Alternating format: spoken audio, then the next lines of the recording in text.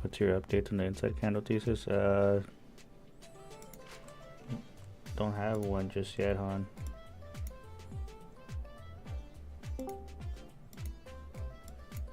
We're still in the range. We need to break above, like I said in the post, 548.62 for me to go long. Otherwise, we're stuck in the range.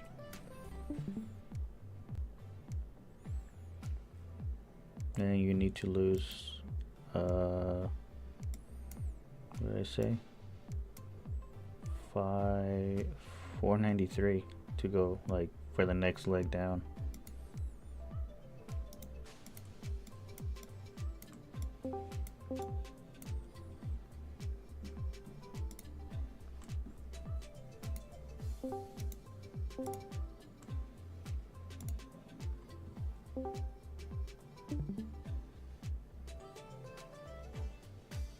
Is that Hugh, bro? Cowabunga?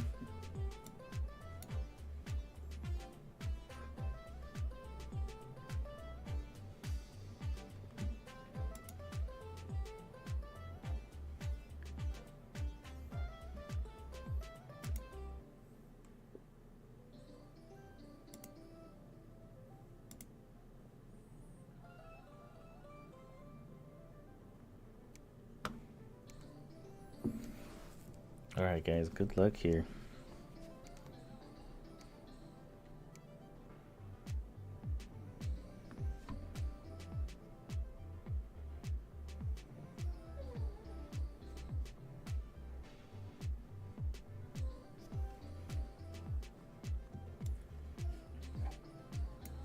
You see straight up the rip here.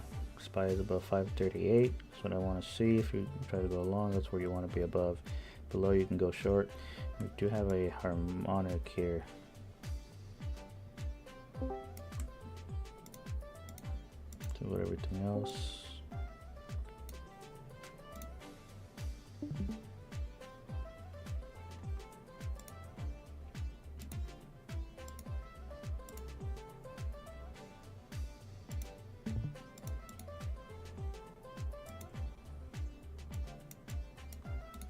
Amazon kind of dumping.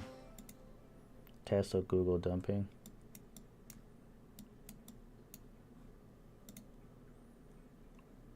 Netflix kind of up. Oh, semiconductors are pushing pretty well right now. I mean, Intel's shooting up pretty good. All right, hey, Jamie, come on, get that 27 bucks, please.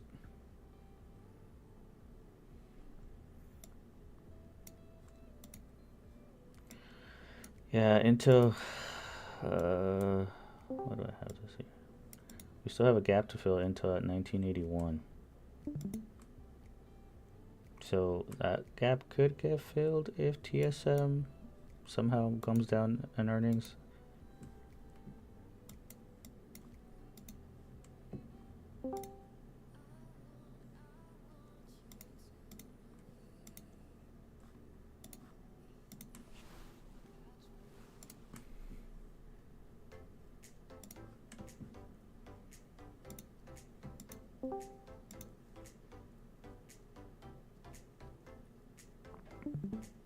We could be seeing movement because of TSM as well, and the semiconductors because of their earnings.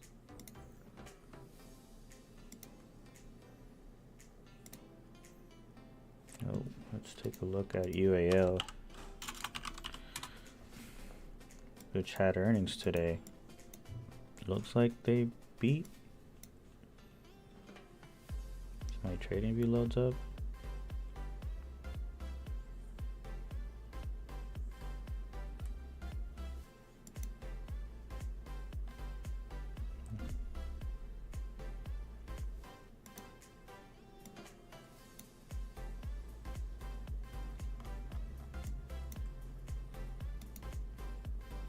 Oh, it's after the close. Shit. So Bank of America actually had earnings. Let's take a look at them. Wow, banks. They beat revenue by 1%, 1.4, and they beat EPS by 10%. This thing is pushing. You also had Citi that reported.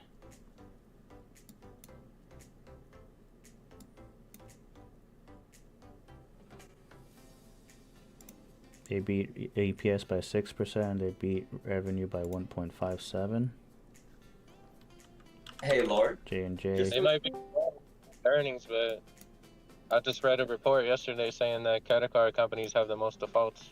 They have more defaults on their credit than 2008 right now, and on student loans too. J&J also beat EPS by 7.3 and then 1.5 in revenue. All right, GME, let's go.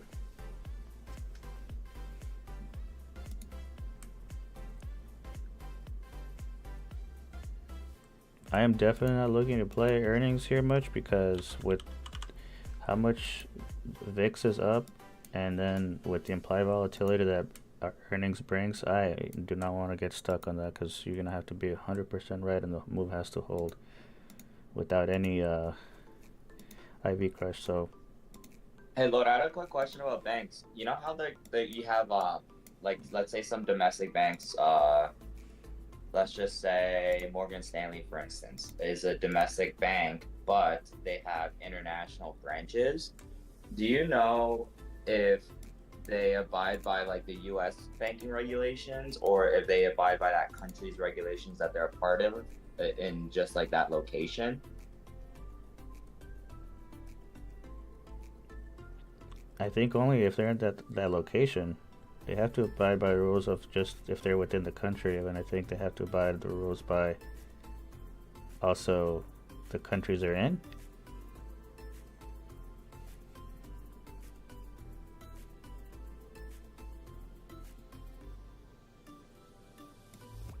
Yeah, so like, that's pretty much what my question was like, if you knew like which like how they operate, I guess. Because like I was also wondering, like, you have some banks like, for instance, Citi, right? Citi operates in the in the US primarily, but then they also have like in Asia, and then also like, for instance, Mexico, right? Yeah. But Mexico, their Citibank gives you an absurd percentage for APY, like for your savings. Like you can get like up to 15% here a year just to park your savings, right? But like, what I'm wondering is if they're like risk and default models like match up with the same one that they apply in the United States, or like why is there higher risk? Because like if they're using the same risk model, like their bank theoretically shouldn't fail, right, in a less credit dependent country, right? But then like, why are you getting paid higher for your like your return? Why is your return higher? Like, Yeah. you know what I mean? Yeah, I'm not sure exactly though.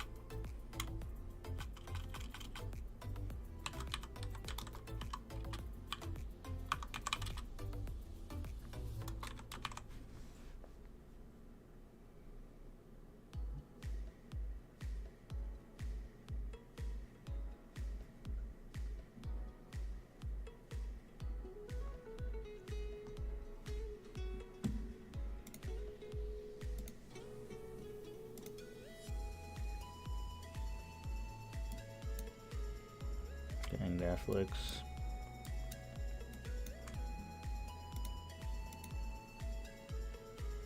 These banks are kind of going insane.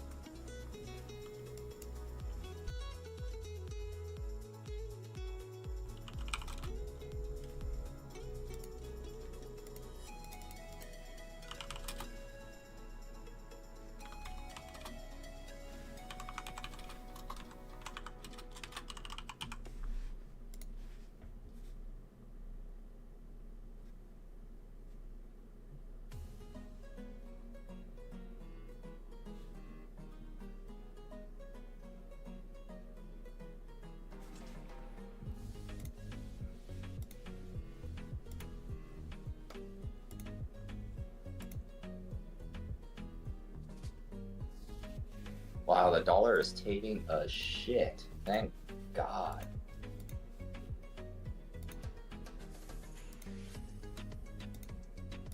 Sorry, I meant the peso. Whoops. That's not good. Haha. Looked at the wrong chart.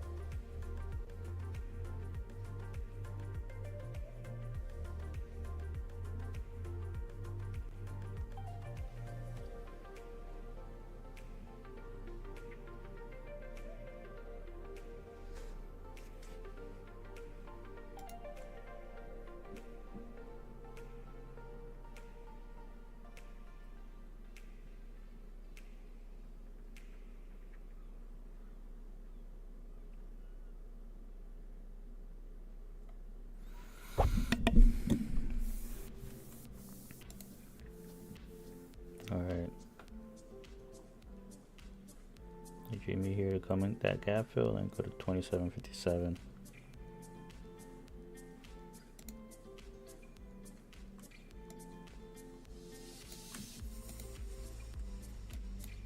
Pretty strong open here in the indices.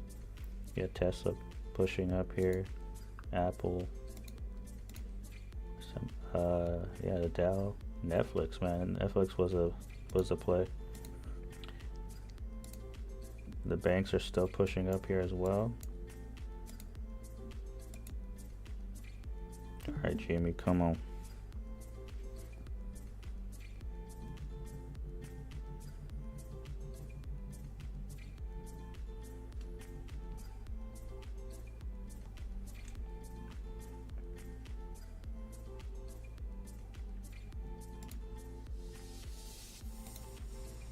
Oh, Bitcoin, crypto's getting a pop.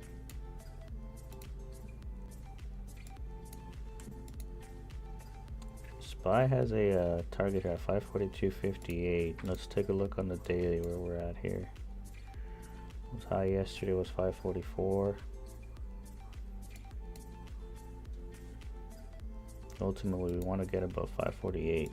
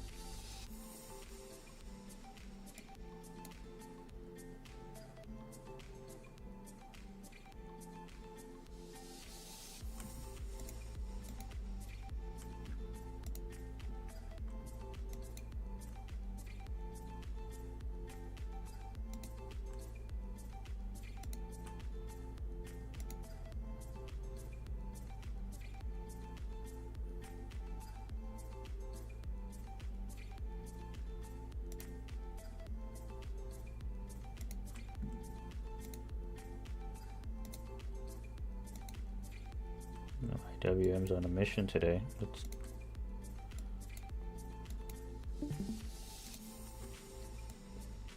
PT1 192.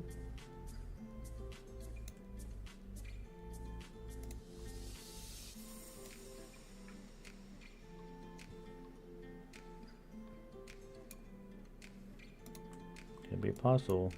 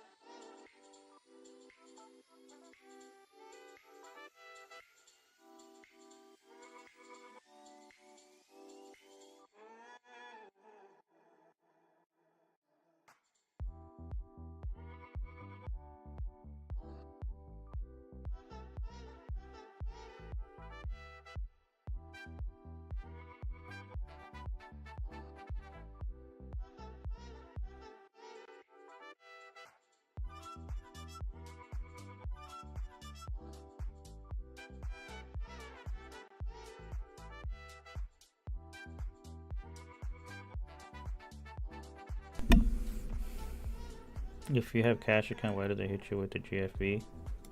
Well, you're not letting the money settle. It's the 2+1, right? So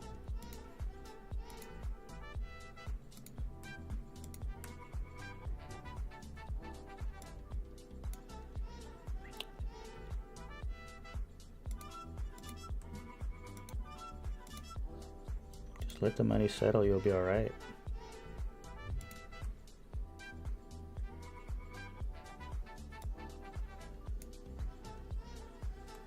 I know, I agree. I think it should be T+0, but until then.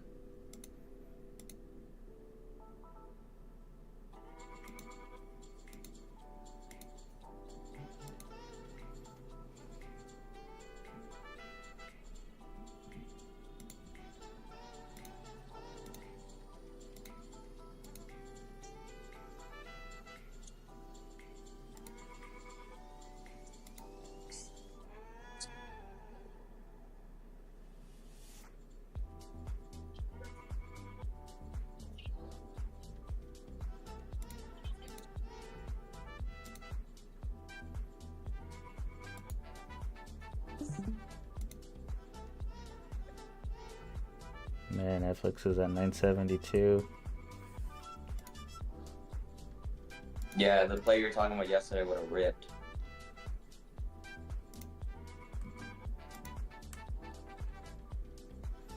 Let's see what I think I saw the $1,000 strike price. What did I say? Like $800 yesterday? It actually came down to 670. Holy fuck! You would have made 200%. At close yesterday, they went to $6.70, and it's at 1868. Sheesh. 3x.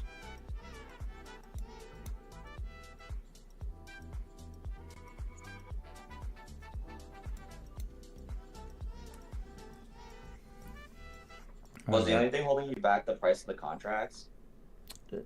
That and they have earnings, I think, this week. No, Not till end of the month. just kidding. Just the IV. It's at 100%. So if you're not right, kind of get screwed.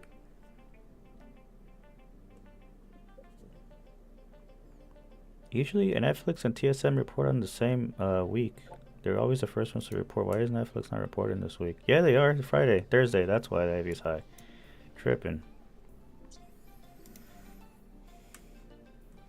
Just tired. But I should have just bought. I heard 938 a break. You can go long to 1,000. It does it every time.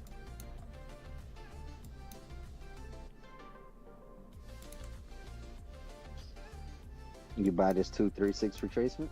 I'm long right now.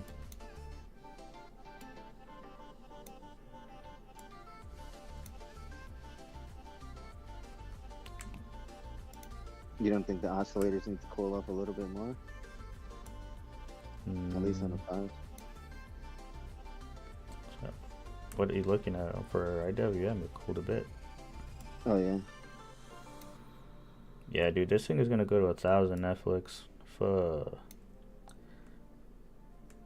It's about to retrace. It's already above like the 886 of the decrab on the 4 hour, so it's about to approach 100% retracement at point A, which is at 999.80. But I think it goes.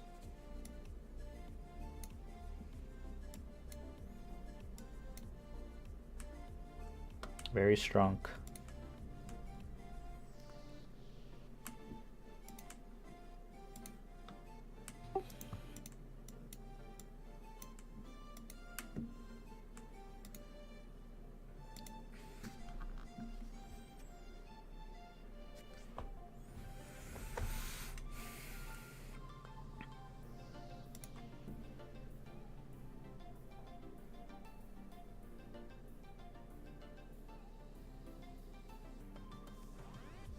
The way the volumes come in right now, it supports the move to the upside.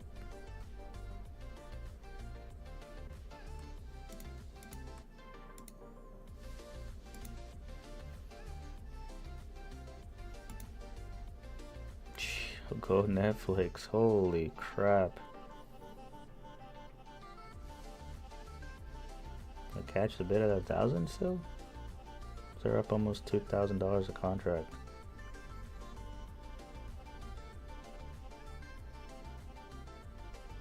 Only GME can do that. I know. Yesterday was a nice candle. I don't know why there's no like continuation or anything. We'll see.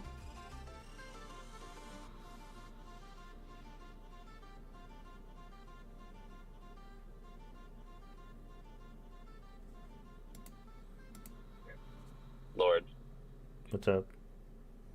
are you just playing OPR on the Russell Pretty much, but on the 30-minute? yeah, pretty much. After that, though, we can, if it blows best, the OPR, you can go to 192.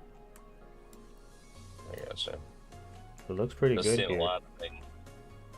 I see a lot of things on your indicator that are right underneath OPR and then to the downside. Well, at least what your patterns are showing on some of the things that I'm looking at on the longer time frames. Yeah, 189, and then we could see 192. The HSI crossing the midline looks good, and we still got. If we go to the overbought conditions, it's gonna be past 189. It's gonna be past OPR.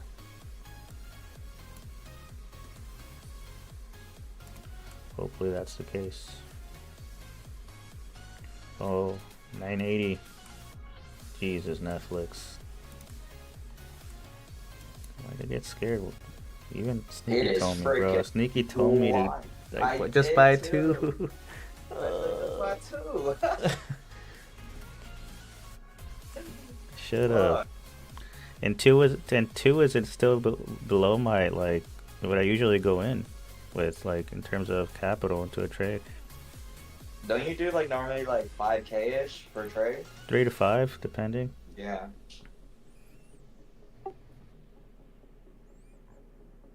Yeah, you could have totally bought like 5 of them and just chill 3 grand right there. You just trim one at a time rather than a couple. But Oh well. I can still catch it to 1,000 if I wanted to. Then I feel like now I'm chasing. The volume it supports the move. It's increasing volume. Like, Jesus. Cheez-Its.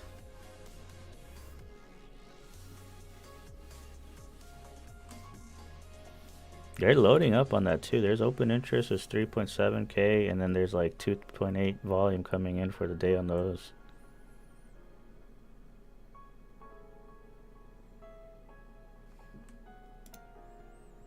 Maybe somebody out there paid attention and wasn't scared of getting into Netflix. Chat? Any of you?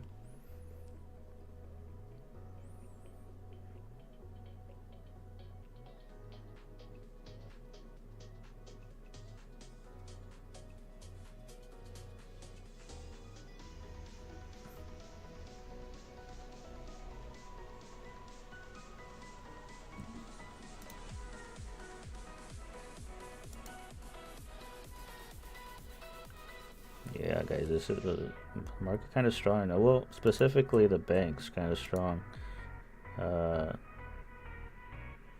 Tesla's strong today. Netflix. Here we go. IWM.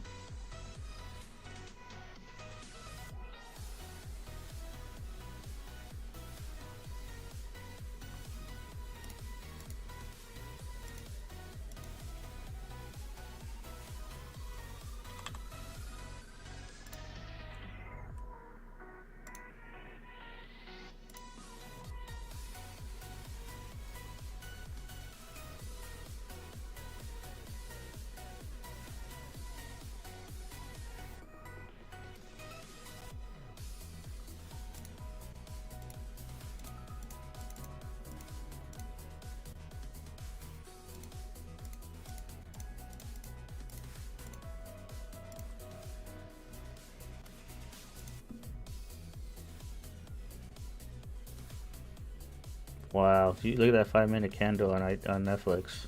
Jesus.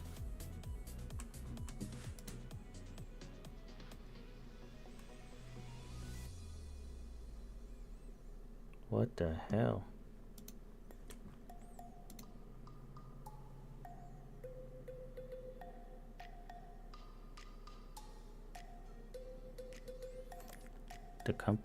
Netflix climbs. The company sets its sights on the $1 trillion club. Market cap is at 420. B. Oh yes. Okay, filled IWM here. 0.85. Let's go.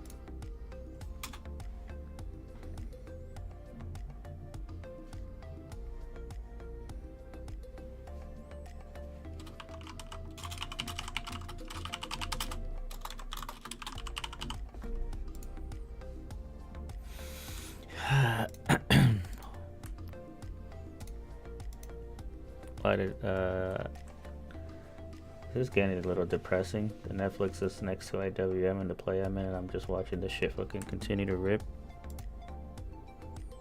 These are $2,500 a contract.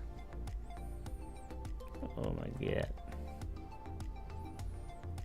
I'm gonna need you to get there, IWM, please.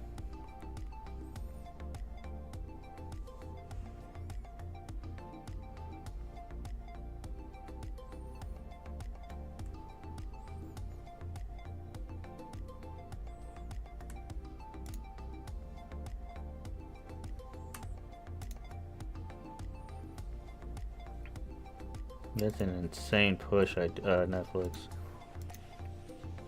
Maybe, or do you guys think they're trying to push us up prior to earnings because they don't know what the guidance is going to be like? 28% profit on IWM. The dump is coming.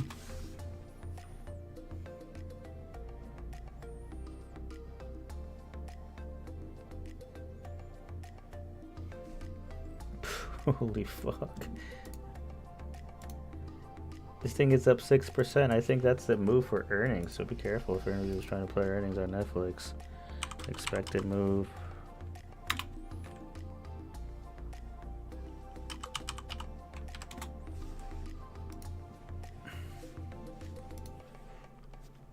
Netflix.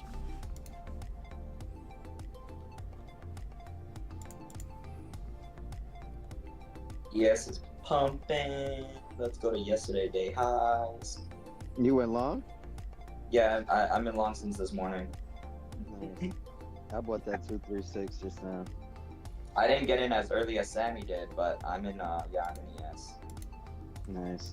You notice how the IFVG right before the 1 hour CISD break, if you drive the 1 hour CISD line to the 5 minute, you'll see what I'm talking about. Say that again?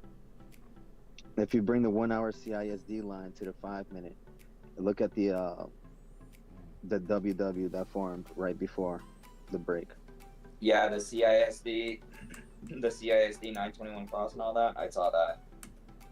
No. The wet willy right before the break of the 1 hour CISD. Yeah, right before the 1 hour broke the CISD. You're talking in pre-market, right? The CISD here at like 910.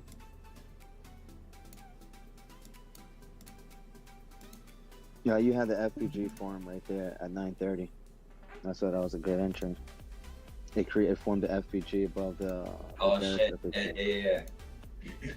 Yeah. That's what I've been noticing and try to enter in. But it didn't. But it didn't do an IFEG. Yes, it did. You had a bearish FPG from pre-market at 740. Yeah. Okay, I see that now.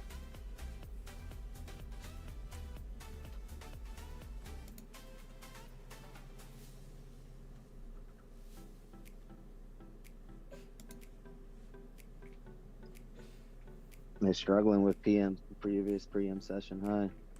God damn it.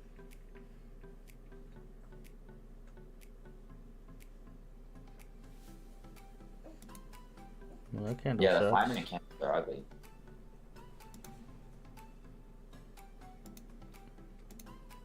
Yeah, a little retracement here on the banks. But XLF is about to reach the oversold conditions here. You could reverse on the banks.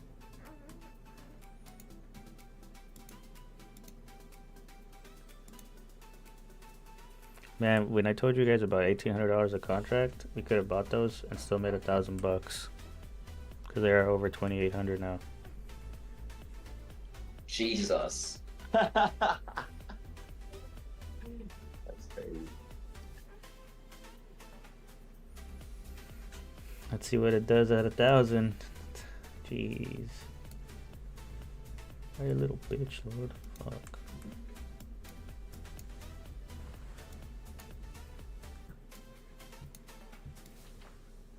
What's it at? Where? Dude, Netflix just turned bullish, bro. Like from its retracement from all-time highs to the retracement to the lows here at where the market kind of came down to. This thing is breaking above the 618. Like it's reversing the momentum back bullish.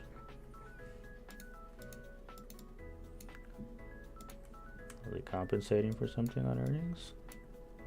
Not really there.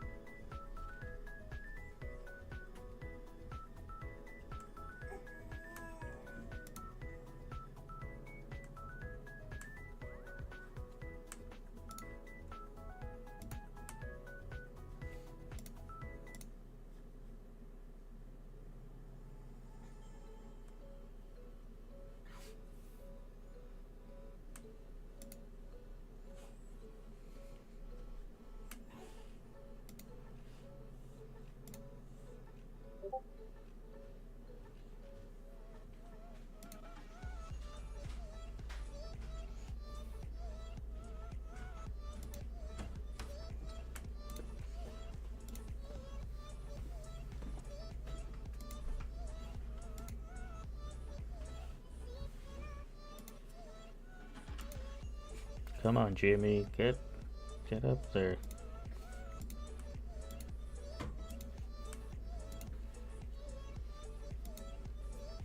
AMD looks pretty good. Oof, with a candle. What was that? What the hell was that candle?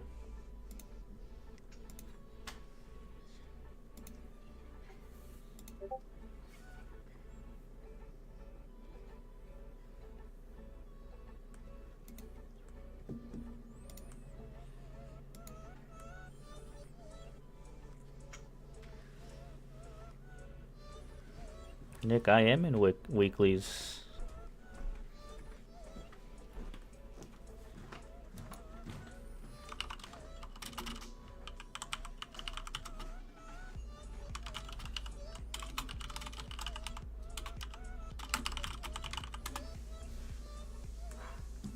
Okay, well that candle sucked. I'm out of IWM.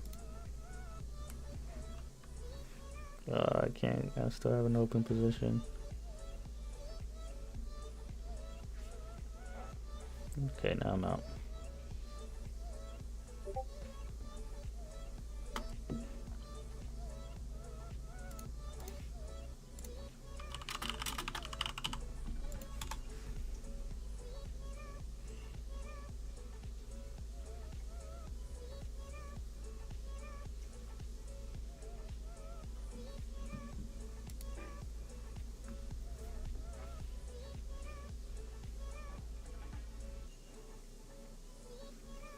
Yeah, that candle sucked. We'll retrace Netflix, Nvidia, AMD, TSM. Yeah, it's just the blue chips, just Google, Meta, Tesla, Microsoft. So tech.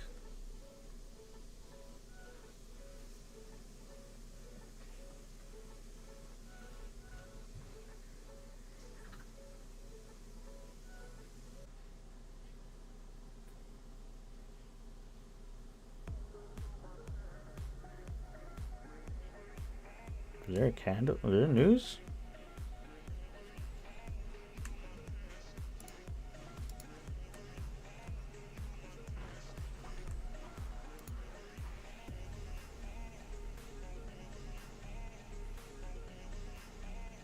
Yeah, EU expects US tariffs to remain as talks make little progress.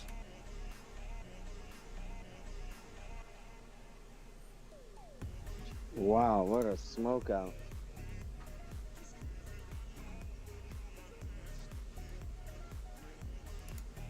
Tariff news just came in to fuck up things up. Alright, well, if we lose 538, you can go bearish. You got targets on the 5 on SPY.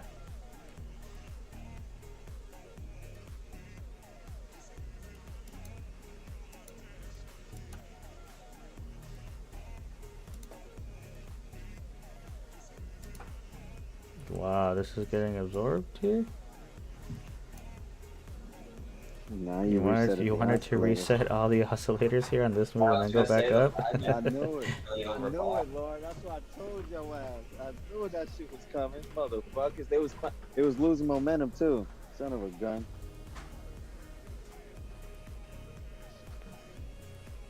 If this gets bought back up and you go back to the intraday highs, you're gonna rip. So far, this is a 618. If it reverses.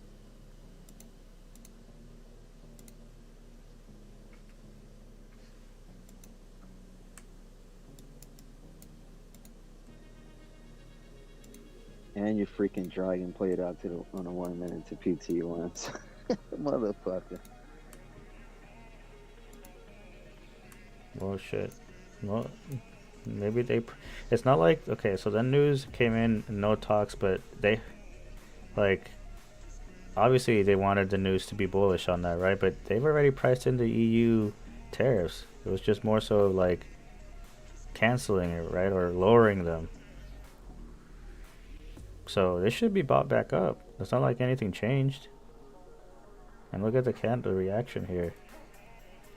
It could have just been a shakeout. It's gonna pop back up right now. This 5-minute candle. It's like past 50%. That's crazy. Guys, you're gonna rip here if this gets everything back up.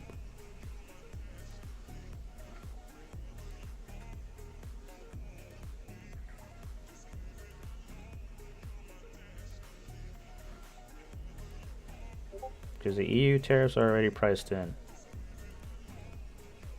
It's not like they're increasing them.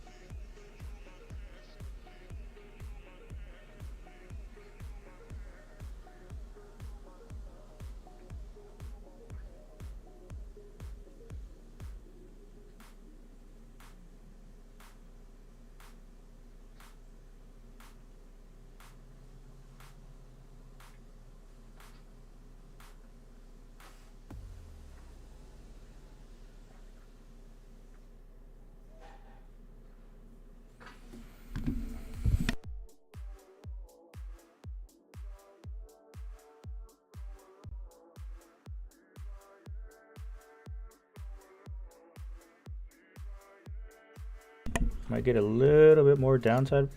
Apple still has its gap to fill here, so we'll see what happens there. Still above 538 though.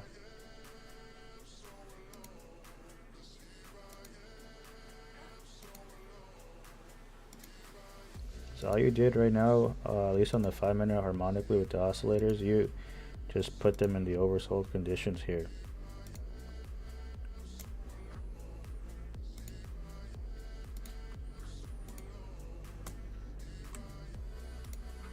It's a nasty indecision candle. Holy crap.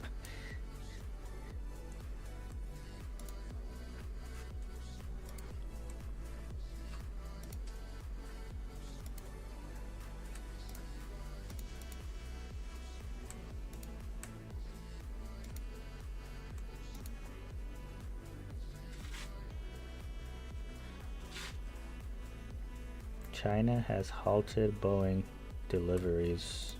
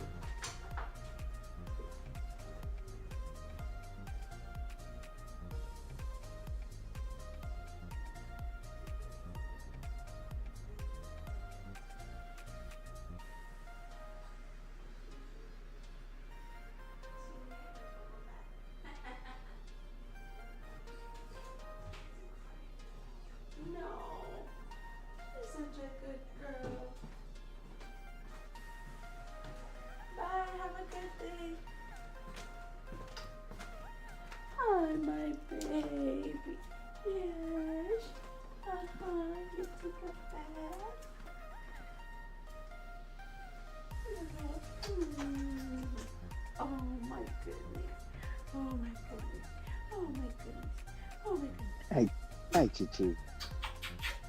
You're so cute, baby. Yeah.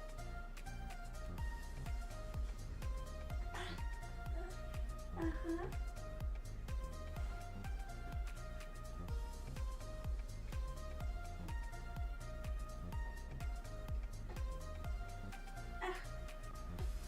Ajá. Cuéntame más.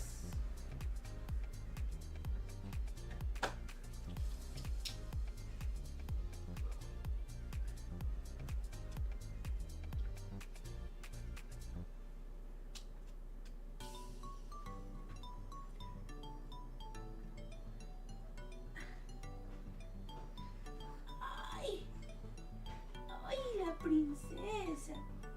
Ay, la princesa, la principessa. Ay, ay. Ok. Cremita, cremita, cremita. En todo el cuerpecito.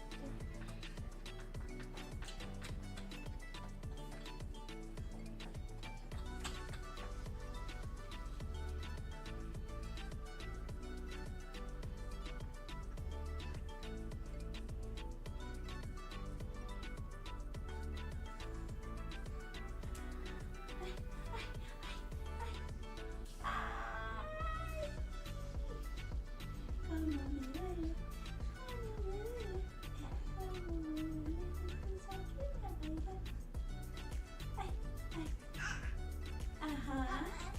Sí. Sí.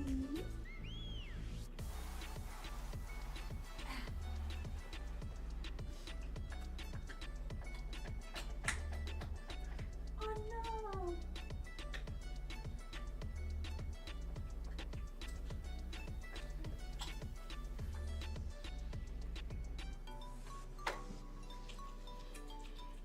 ¿Me dejas ponerte crema? Y dejas de comerte la toalla por 5 segundos. Ahí estás. Tiburoncín. Uja. Tiburoncín. Uja. Tiburoncín. Uja. Ajá. Ajá.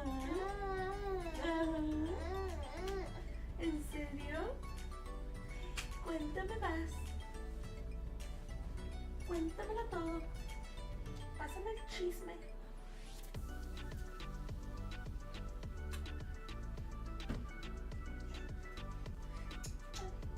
Te vamos a perfumar. Mira qué bonito.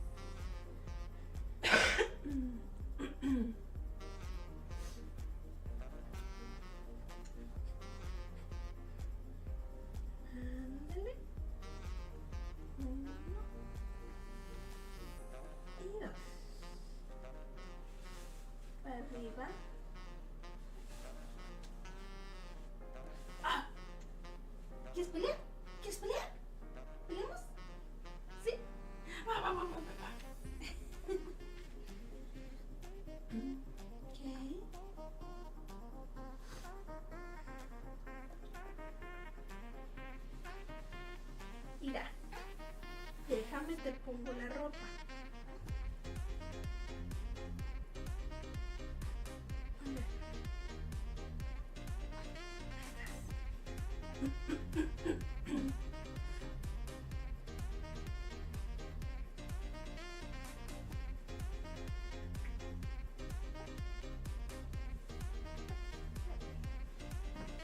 Ahí está.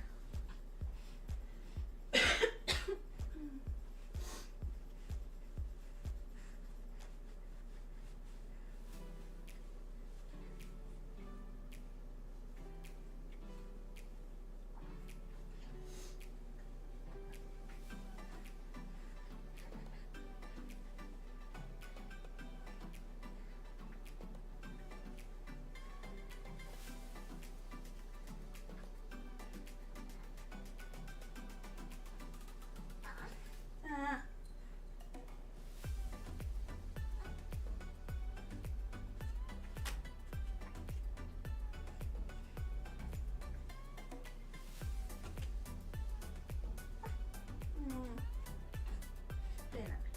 Espérame. Espérame un segundo. Corazón.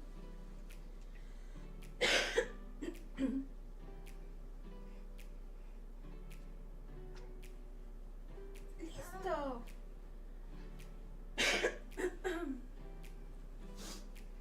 Ay, qué bonita. Ah, ajá. Ajá. Ya. Qué hermosa quedó la bebé. Qué hermosa.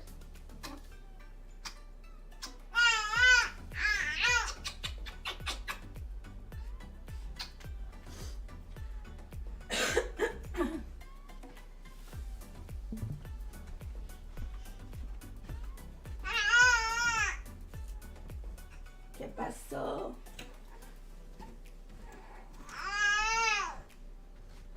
¡Eh!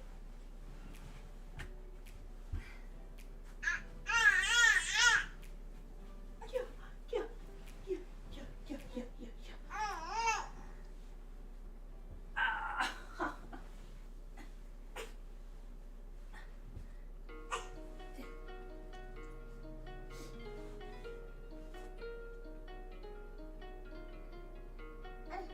Ujú. Ujú.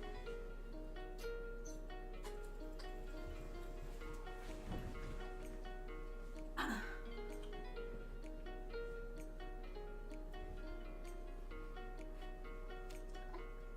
¿Qué pasó?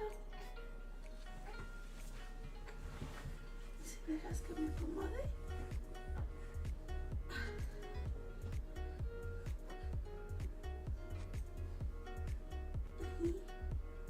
Y te tapo y ya, a comer. Ujú.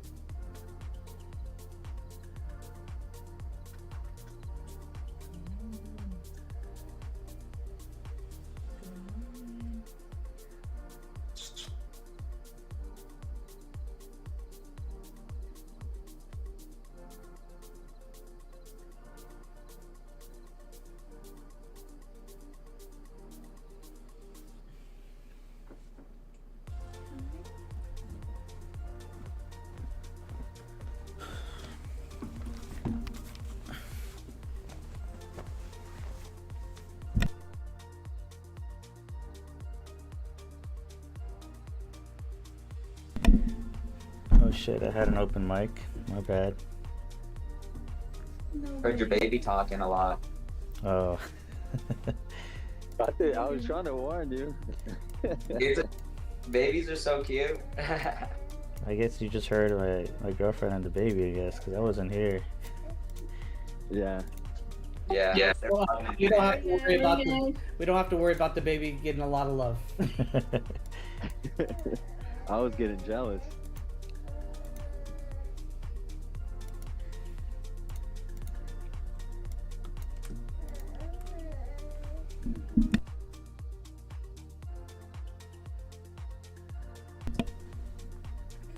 Are we gonna consolidate up here?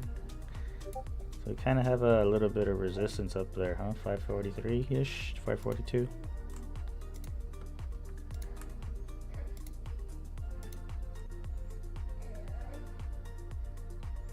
Change your stream name to Harmonics and Baby ASMR. And Apple didn't fill that gap. I don't know how I feel about that.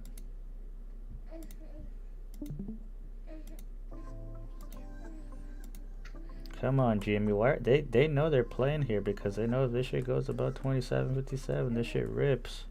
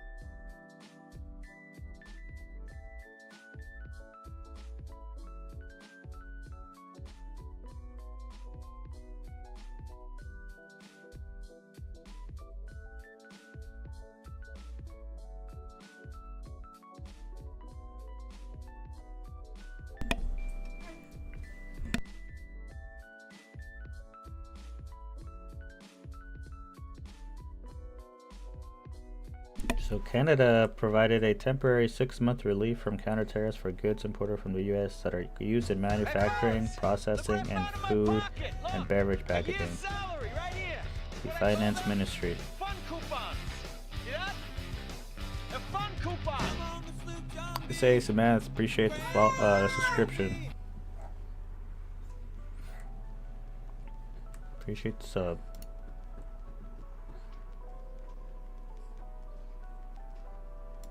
And then Walter Bloomberg 20 minutes ago says, how is China retaliating against Trump tariffs? And they said Beijing is targeting Boeing and more in response to Trump era tariffs. 125% tariffs on U.S. goods after escalating trade tensions, business restrictions. U.S. firms like Illumina and PVH added to export control and unreliability entity list. Antitrust probe into Google. Boeing slowdown. New jet orders halted. Deliveries need approval. Rare earth export limits affecting U.S. defense tech. Hollywood access cut with fewer U.S. films allowed. Service trade pressure, travel and study warnings, U.S. visa revocations, and WTO challenge the U.S. tariffs. How many more sticks do we need? Hot mic cancer. Firm stance. China says it won't mirror future U.S. tariff hikes, calling them economically meaningless.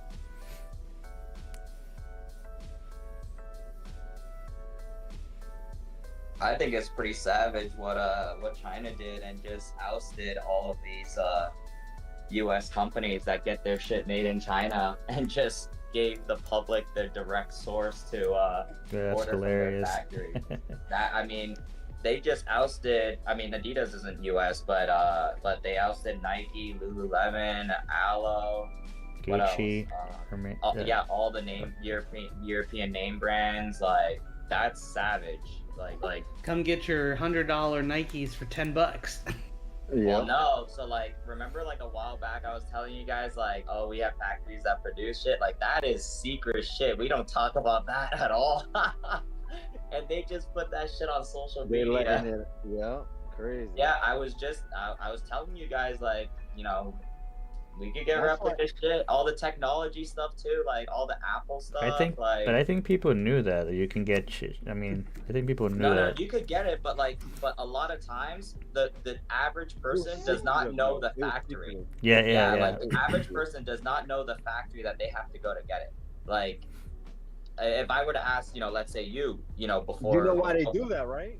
Because then I could private label my own shit, come out with my own brand with that same material. Exactly. But this is ugly. Yeah, it's crazy that they. That's why Nike stock was down. The big guys knew this shit was coming. They knew this shit was coming. Not just Nike. Like that applies to like LVMH. Like that's. No, I'm just using Nike. They own like. Yeah, they own like 10, 20 of those high-end brand names. Like. Yeah.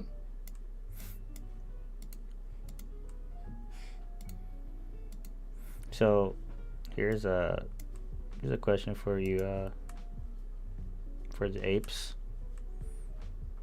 How do you think the Hollywood access cut with fewer U.S. films allowed affects AMC stock? Will it affect? They don't have AMC over in China, do they? You know, China owns AMC before. Okay, bro, stop the cap. Seriously, it was owned by the China before, and then it switched hands again. No way.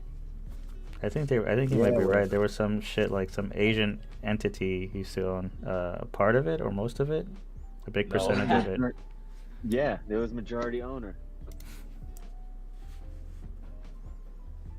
and that's why they tanked the stock.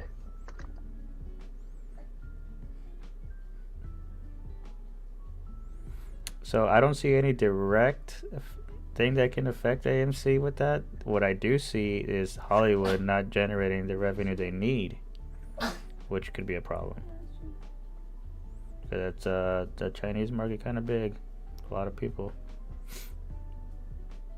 but they just had less films. So how do they decide which films? Didn't China put a stop to like American films or something like that? Is that what you're talking about? Like a cut, like it's not all of them. So I'm pretty sure they're just gonna do the ones that don't attract attention. I guess the crap movies. I'm pretty sure I wonder what percentage of China even played into it. Because I'll be real, I've never watched an American movie in Asia before. I think I watched. Actually, I lied. I think I watched one, and it was The Dark Knight, and But that was. you have access over here. That's why. The thing No, is, you got access. You had access over there too. I'm just saying, like, no one in my family was ever like, oh, like, let's go watch The Dark Knight or whatever. The only reason I went and watched The Dark Knight over there was because it came out when, and I went to Asia with my girlfriend at the time back then. But yeah, I don't think like I've ever outside of that one movie watched like like American films in Asia.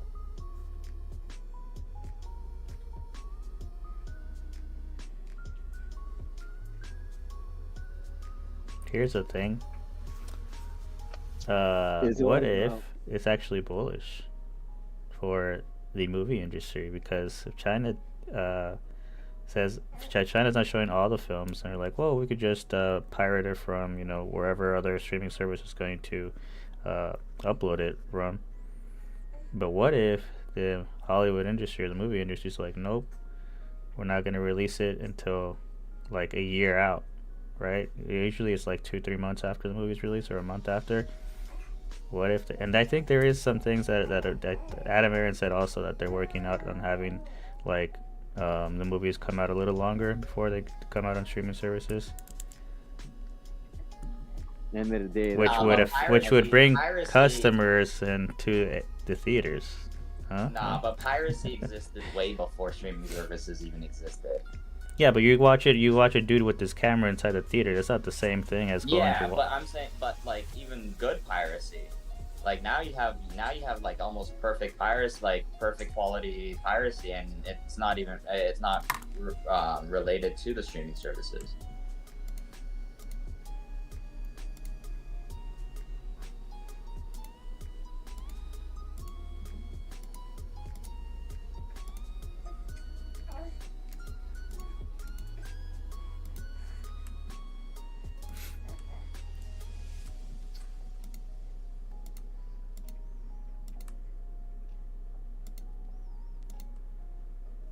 I don't like this range.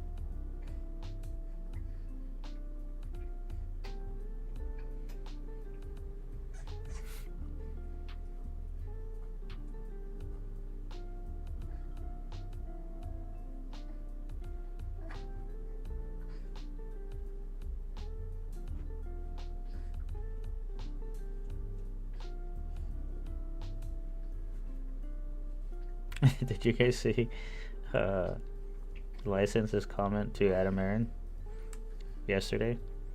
Adam Aaron came out with a comment on X. Your feedback really is beneficial. In my X Twitter feed, I kept reading suggestions that AMC sell blankets in our theaters. Made sense to me. So I asked our F&B teams to make it happen, and now blankets are flying off the shelves. Thank you for the flow of good ideas. And then License responds with, I can't even afford a blanket to keep myself warm behind the Wendy's dumpster. At least the money that I lost in your stock contributed to keeping moviegoers warm. And a free sushi. Never felt more fucked in a place like this.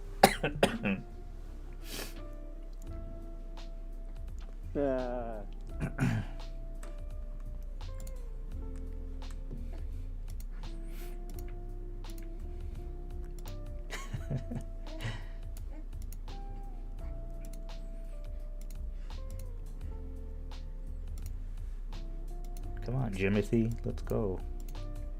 Break up.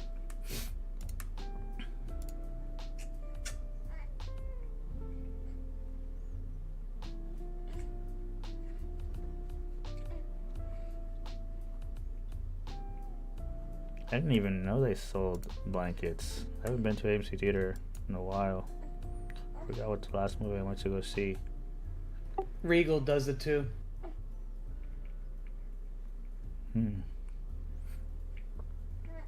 Since they tore down the last AMC in my area, I've been having to go to Regal. Traitor. Not by choice, but you would think in West Palm Beach, Florida, they'd actually in this market that AMC would actually have a theater. What's the closest AMC theater to you? I gotta go down to almost Fort Lauderdale. I ain't going that far.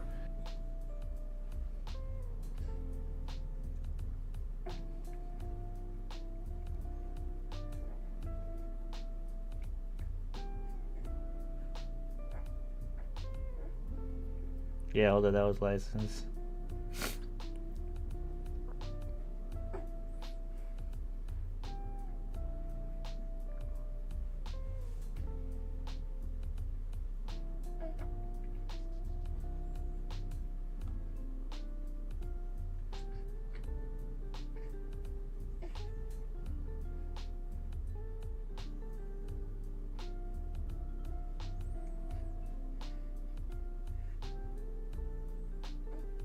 Damn, what was the last movie I went to go see? I didn't even see it. I know there was a movie after. You went to see the new Captain America. Smart Money. Or Dumb Money. Oh, I did see the Captain America one. That was good.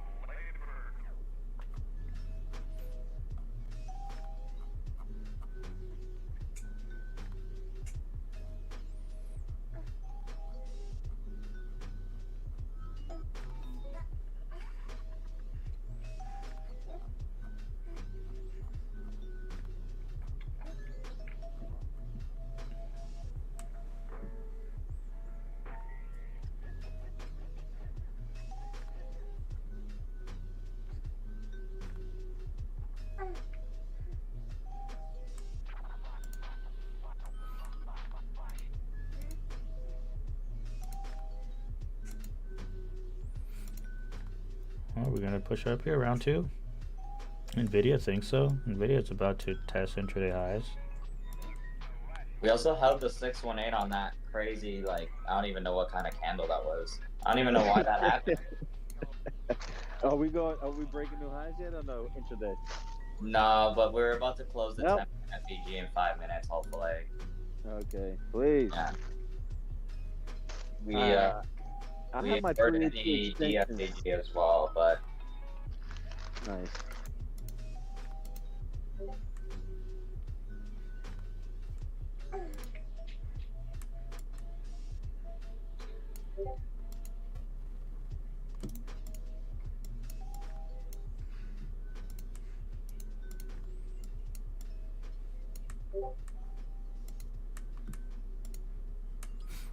Lord, do you feel like America's capitalism is pretty much on the backbone of China, where if these tariffs actually come into play, they affect that more than it does China? Like, I have the argument that, like, China requires America and America requires China, but, like, who do you think this hurts more in terms of like production and all of that? Because, like, yeah, Trump wants to bring a bunch of jobs back to America, but in reality, he can't bring all those manufacturing jobs back to America. like not even a dent into it. Realistically. Bro, all this is about exporting their inflation. This is what amongst all countries exporting. Who's going to take the hit? That's what this argument is about, in my opinion. We printed a lot of money. Now Now someone's we got to have foot the bill that we don't want to pay. exactly, Yeah. exactly. Which I agree. Which I agree Without 100% hurting on. our margins, without hurting our margins in our corporations that we use uh, China's manufacturing capabilities to export around the world, and it's because of China's manufacturing capability is why America is rich today. So But I'll leave it at that. I'll tell you from a manufacturing standpoint, the margins are not 10x like they are on the corporation level, right? So like that's why I'm wondering who's it actually going to hurt more, right? Because if the corporations aren't willing to give up a piece of that 10x, right? The and the tariffs in reality don't affect the margins of the corporations that much because they pay it based off of the price of which they get the product for, not the sale price of which they get the product for or sell the product for. You see what I mean? So it's a much smaller number when they throw that 25% or 100% or whatever percentage depending on the country, right? So it's like so I'm trying to see, like, I'm trying to wonder, like, does this actually hurt corporations more to not just deal with the tariff, right, and just continue business as usual, right? Than if they were to cut off that supply chain and increase their prices of production, 100%.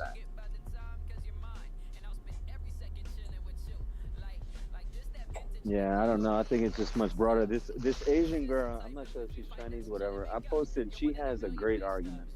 She watched the bond market and everything like that, and you see how the bond market took the hit the other day. She has her reason why in her argument. I posted it in live chat. I had tagged Rich with it. I think you'll like it. You're gonna need to post that again. And I was curious to your perspective on her opinion Post it when again. you get Let me a see it. chance. Huh? Post it again. Let me see it. All right. Well, give me like 20 minutes. I'm working. Is the market going up or down? Yeah, no rush. It's kind of chopping it up, but it's a little bit up. All right. Cool. I'm still down on my contracts about like 10%. Yeah. Same. Yeah. I But did I one played, DTE. yes. I did. Thank you. You bought NQ contracts?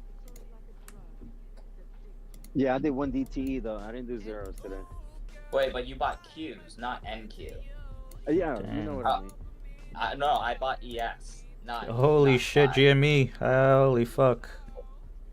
Oh, That's you a did whole tick of a ES. candle. Mhm. Baller. Why are my contracts not moving? Okay, there it is. That It's is a me. big candle here, GME. What's up, baby? Yep. What's up, honey? What's up, Sam? Hi, baby. Okay. Lord, what do you think about closing out of this week's contracts for next week contract, or not next week, June contracts or end of May contract? I'm seeing a lot of open interest in May's 30, 31, and 32. End of May's. I have my Junes. I'm in Junes. Holy shit, we're ripping, guys. Okay, let's go. I'm about to take half my position out here on those zeros or those weeklies. We filled the gap, so now we want to see 27.57 here. Alright, got filled at $1. I trimmed half my position out. For this week? Yeah. What? How? I put 0.97 and I didn't even get filled. What the fuck? They hit $1, bro. Yeah, they did.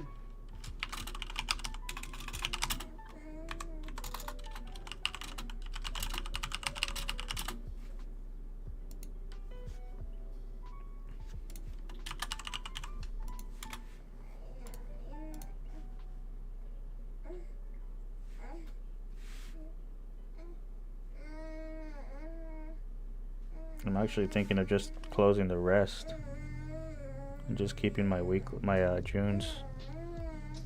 Which gyms do you have? 27, same thing. Monthlies. Oh, okay.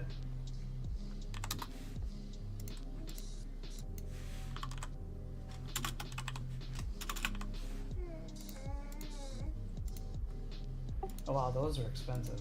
Those are like almost $5 a piece, or $4.40. Yeah, I got them at 280. So I'm chilling right now on those. Oh yeah, you're doing good.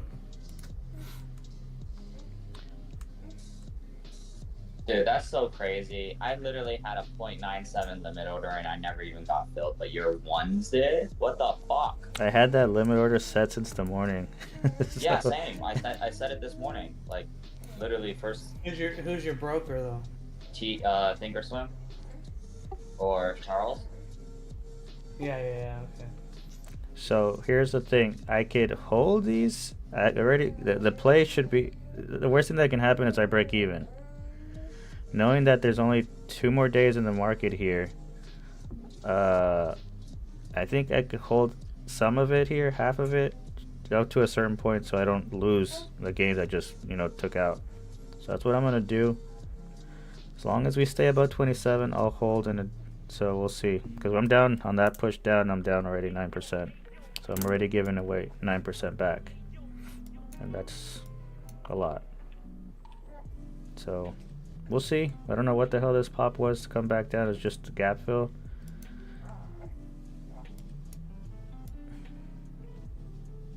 Yeah, you got to be quick on those. Yes, I actually got out of those yesterday at 90 cents because I didn't like the way that, like every time it was moving, it's like the contracts didn't move as fast as. I mean, that was a good pop just now. Yeah, that's why I was like, holy shit. Glad it got filled.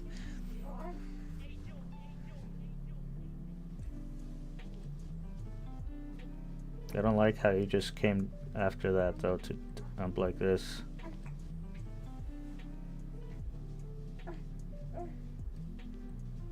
Ooh, damn.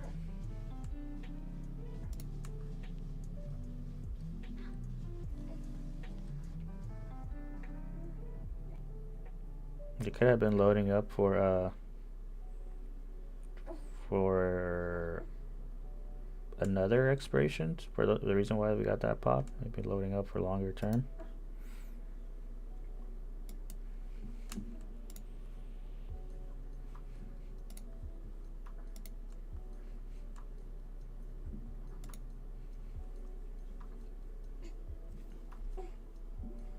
Yeah, I'll if it loses 27, guys, I'm just gonna close out and on the weeklies.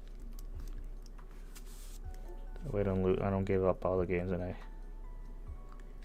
profit here. Because I am pushing my luck here with just literally tomorrow and Thursday.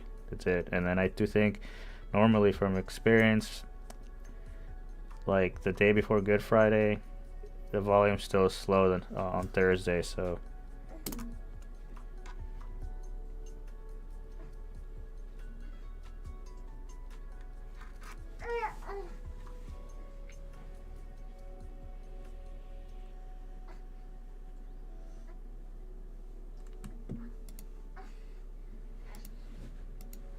at least I'm glad I got that pop up there.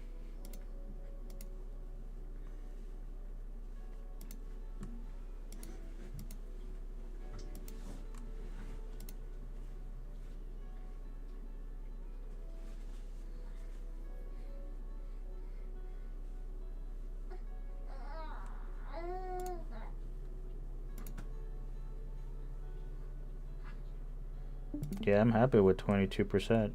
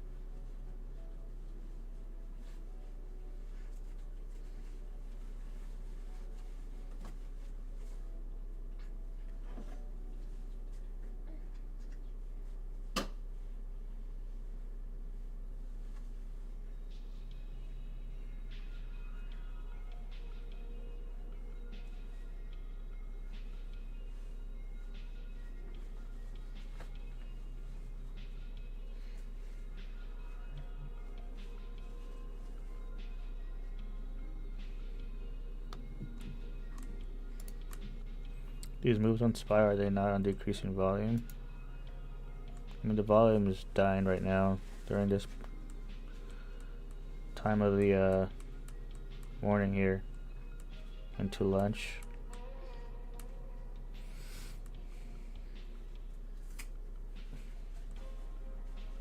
The push up on the Qs here though was on increasing volume.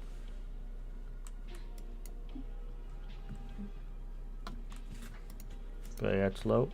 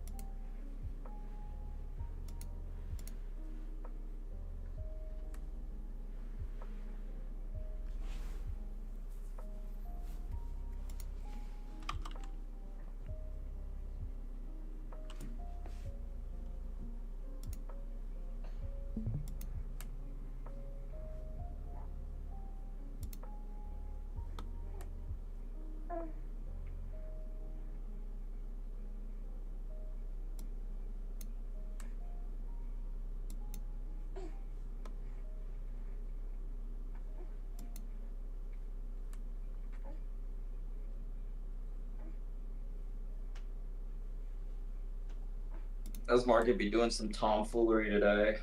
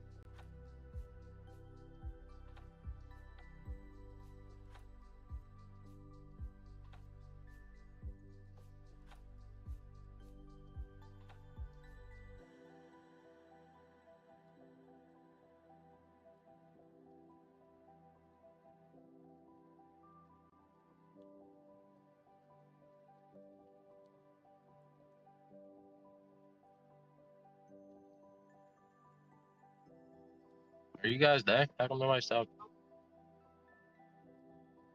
Market ain't doing shit.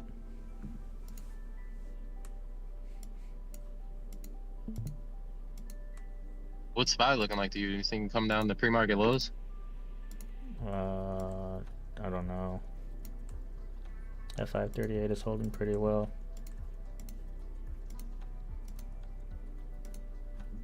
We have data tomorrow, so if we lose 538, then maybe you see pre-market lows.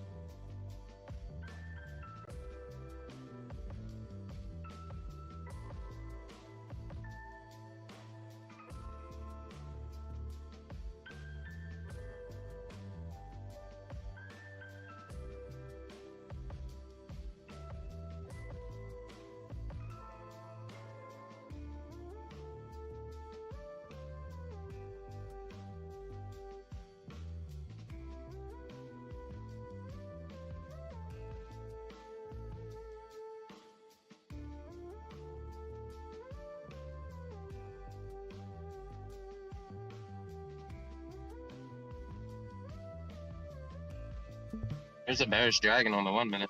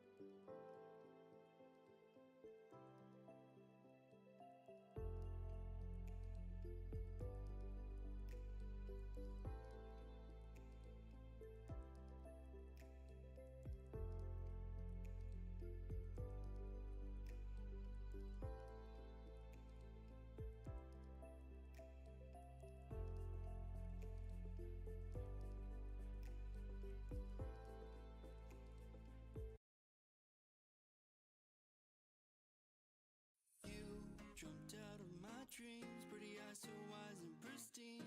I couldn't ask for more than the day you came to my door. Open eyes cause I couldn't believe that you were right in front of me. Feeling pushed right through my heart, fireworks lit right from the start. Got me on cloud nine, feeling more than just fine. Just forget about the time, cause I want you now and forever.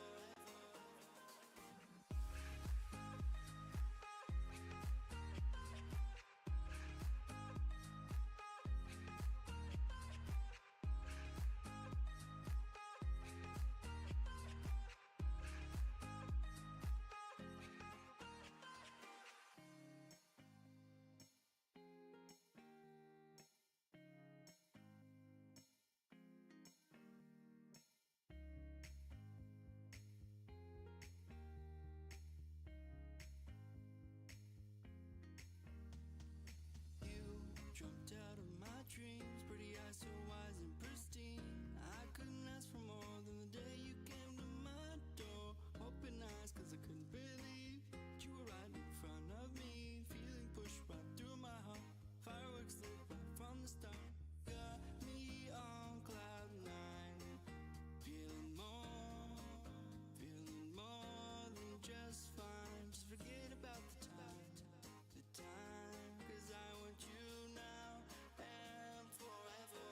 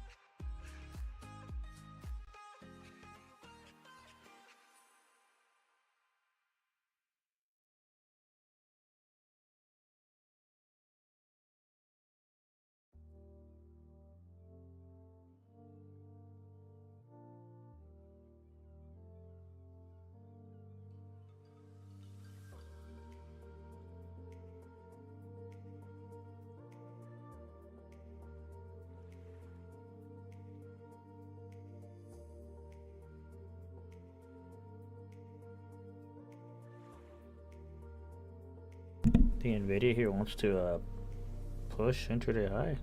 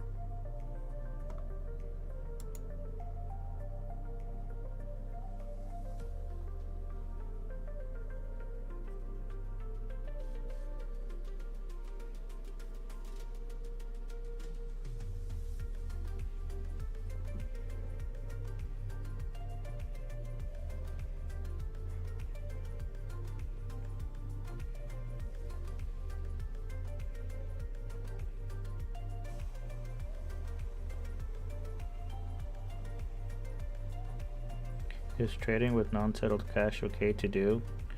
You can do it. You just can't sell it. So, well, you can sell it, but you're gonna get a violation. Yeah, you could. It's called free riding, I think. So toothpick, Don't- if you have, let's say your funds, you use all your funds for the day, and you're waiting for that T+1 settlement tomorrow, you can, that cash is there. You could use it, but if you close out on the same day like today, you're gonna get a violation. But you could still use that cash that you have that's not settled, open a position, just as long as you close it the next day or any time after tomorrow, you're not gonna get a violation.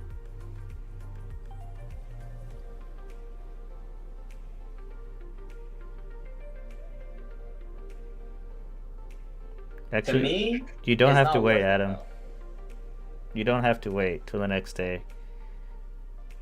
The funds are there. Like, if whatever profit I just made today on SPY, I could use that settled cash and buy again. Now, you'll get a violation if I don't have, capital, right? If I use the settled cash to get into a trade and I close that, then yeah, I will get a violation. But you can keep it open until tomorrow. But if it goes against you and you can't do shit, then yeah. Yeah. Most often cases and not, it's not worth it because when Yeah, I used to it's start, not I'm worth it like, because the settlement, when you go into that violation account for like 90 days, you can't even use the cash until it's settled. Meaning, let's say the T+1 rule right now that everyone's on, like, or typically on a cash account, you could get back into a trade on that +1, right? You just can't sell the trade. In the violation account, you can't even get back into a trade. So, like, let's say you buy and sell something today, it won't settle. That cash won't settle for you the next day like it normally would. That you got to go into full settlement, which is like, let's say you buy and sell something on Monday, it's not truly settled until Wednesday time. It's not worth it to me. Just don't get into a trade. holy shit, Nvidia an intraday high. Uh-oh. Round 2?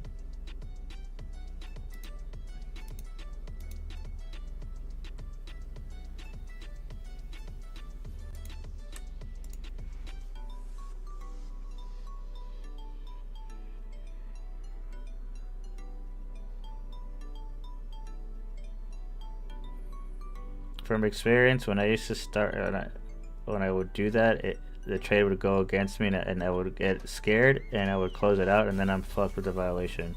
And depending on your broker, usually you get 3. You get 3 out of the first one. Like, it's like, what are the second one? It's when they or the third one, they start limiting you. Like, now you're actually forced. They want that settled cash, that unsettled cash you have. You're not even able to touch it, and then if you fuck up that last one, they're gonna you're not gonna be able to trade with them for like a few months. I think like 3 to 6 months or some shit like that. And even if you get to the third violation, you're not gonna be able to clear until it's settled for about a few months. So just don't do it. Or just get a margin account. If you're gonna trade with more than what you have, just get a margin account, and then you'll be able to do like 2x your daily value, like your cash value.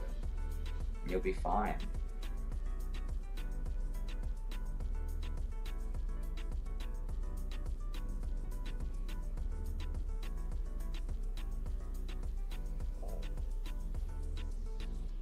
But then you gotta keep 25K in your account.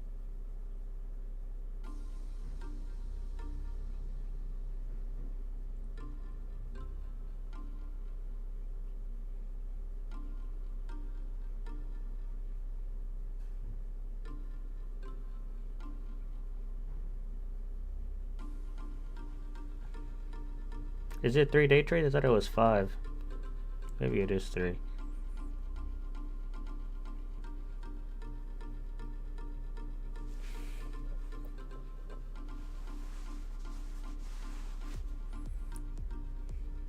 Yeah, I think it's 3. Yeah.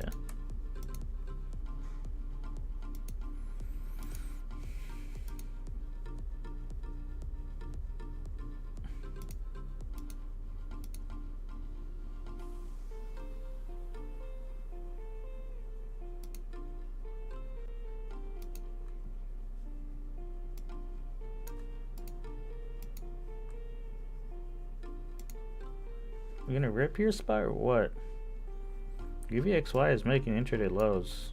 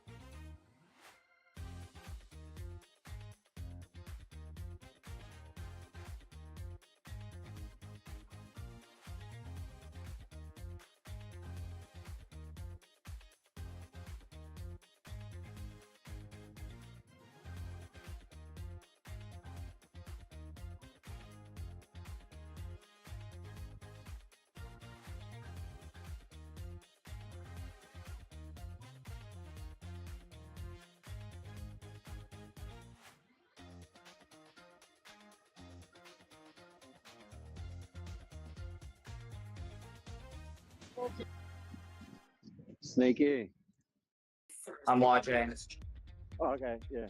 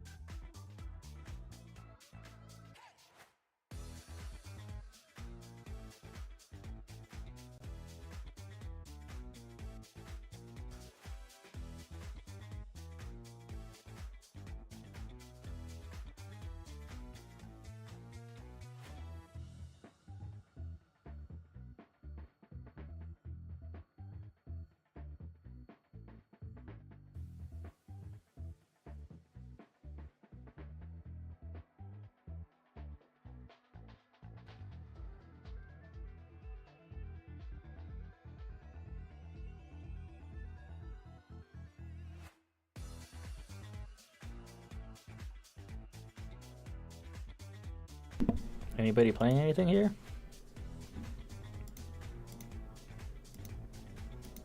I'm still holding my cues for tomorrow. Help. No zeros today? No, no zeros.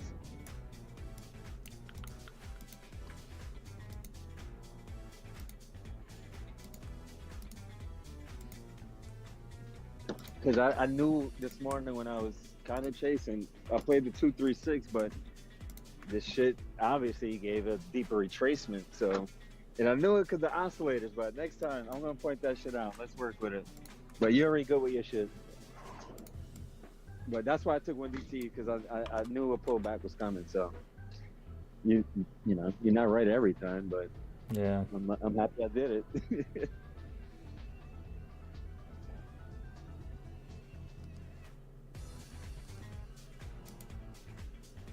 How you Next- see the two impulse waves right now? The two higher lows. I don't Since the really drop. like them. They don't match up at all. No, they don't.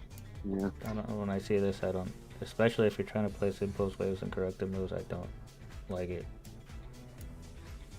Yeah, and I see why you like playing it like that, because for your zero sake, it's a smart strategy. Yeah, you don't want none of this fucking noise here, like this. Like, hell no. And if you do decide it, you just go. We're probably looking at macro and maybe buy yourself time, but yeah, zero, no thanks.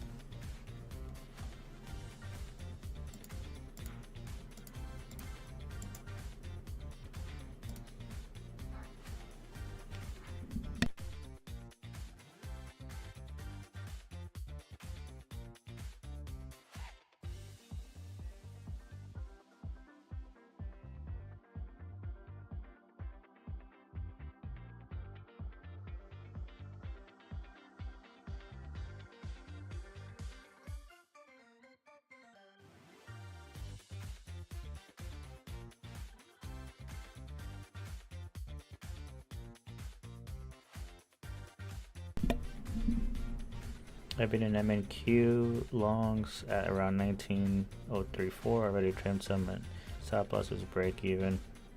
Yeah, it's a good. This is a good. This chop here, probably better in futures. Just kind of chill. I'm just waiting for the move. Jamie Tin Kitty's last video about a dog was called out. See, maybe Kitty was waiting to get confirmation from RC.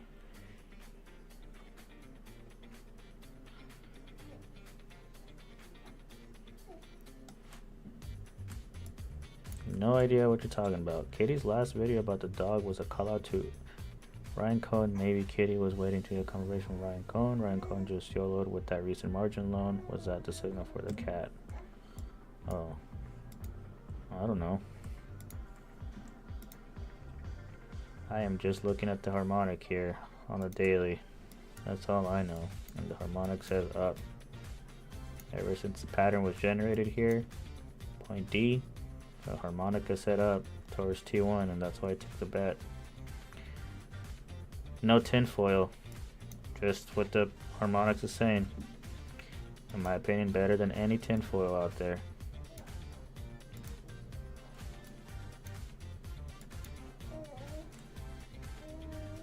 Tinfoil can legit fuck up your shit.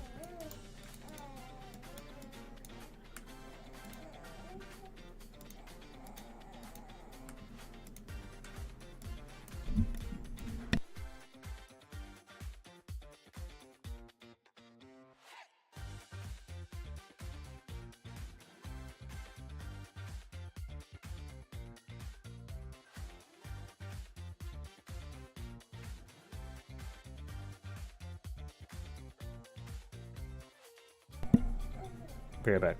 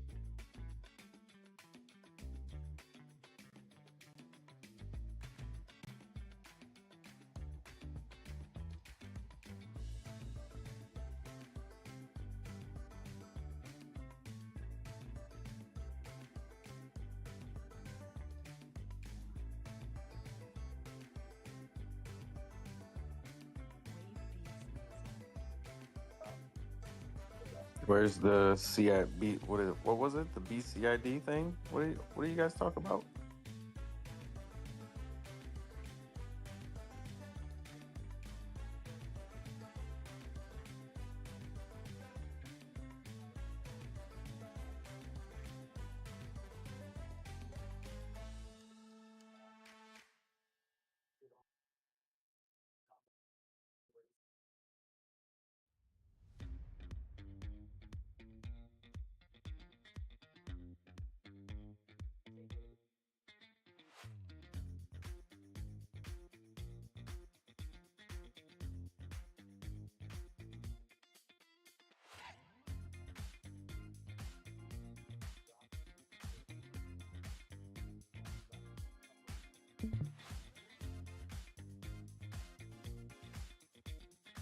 You looking for the Wet Willy Swirly Bopper?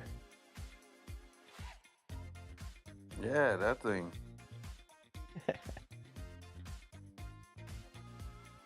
Really?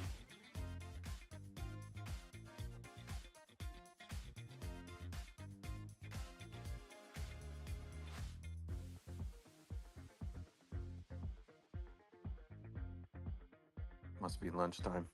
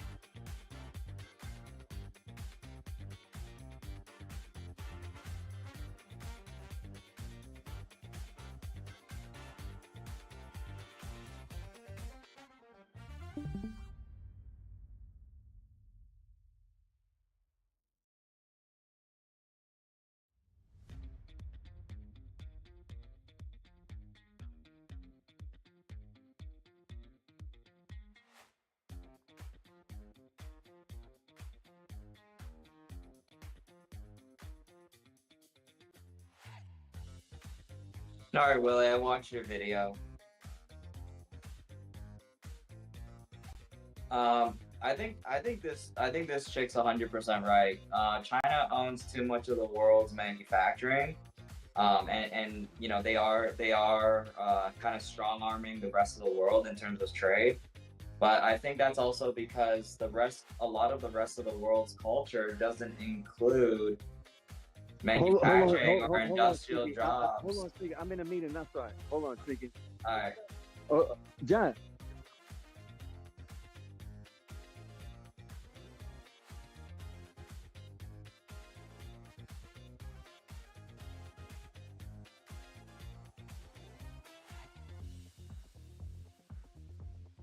He's just watching Scott.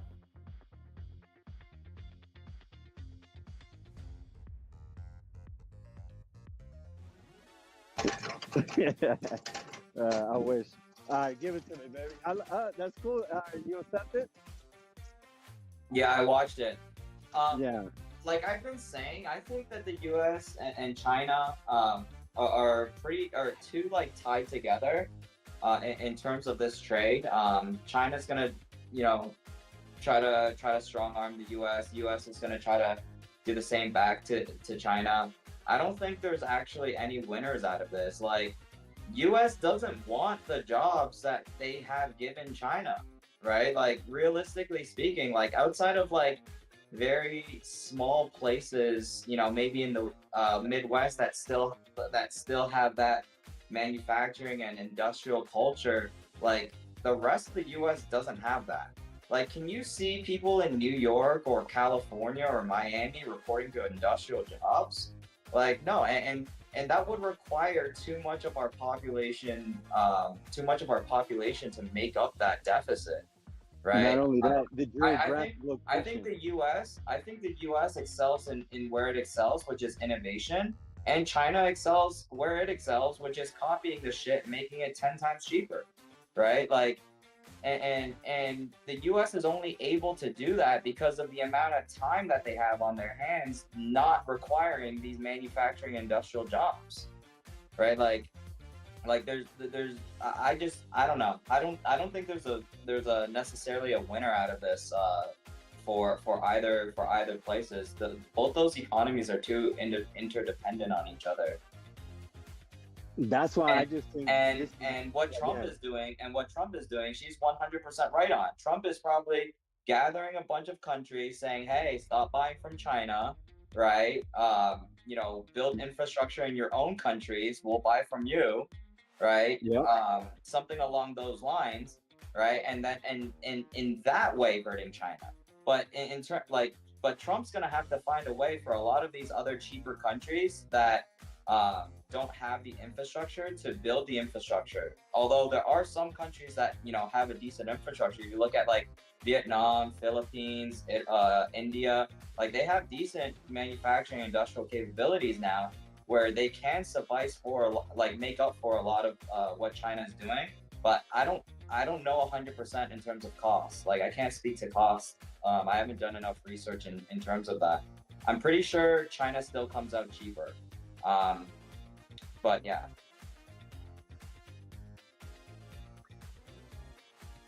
Yep, that's why it was a New York Times article, Reuters, that he was pressing Vietnam to not do business. Now, that's what they're trying to do. They try and slow down their GDP at the same time while correcting the 2008 collapse. I think this is still a band-aid to the 2008 financial crisis, in my opinion. And yeah, we're just adjusting to inflation worldwide. We're adjusting to inflation worldwide with the new money printing. I don't know.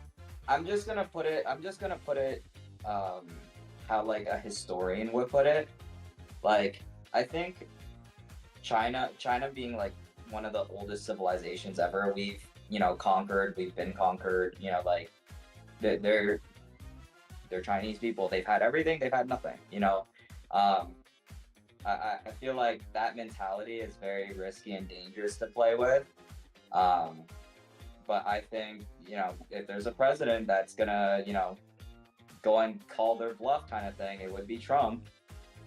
So we'll see how this plays out.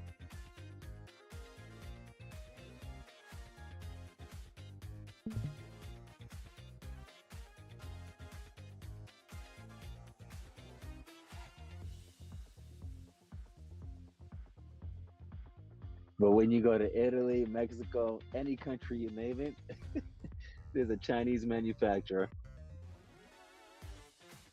It's a fight. It's an ongoing fight. That's it.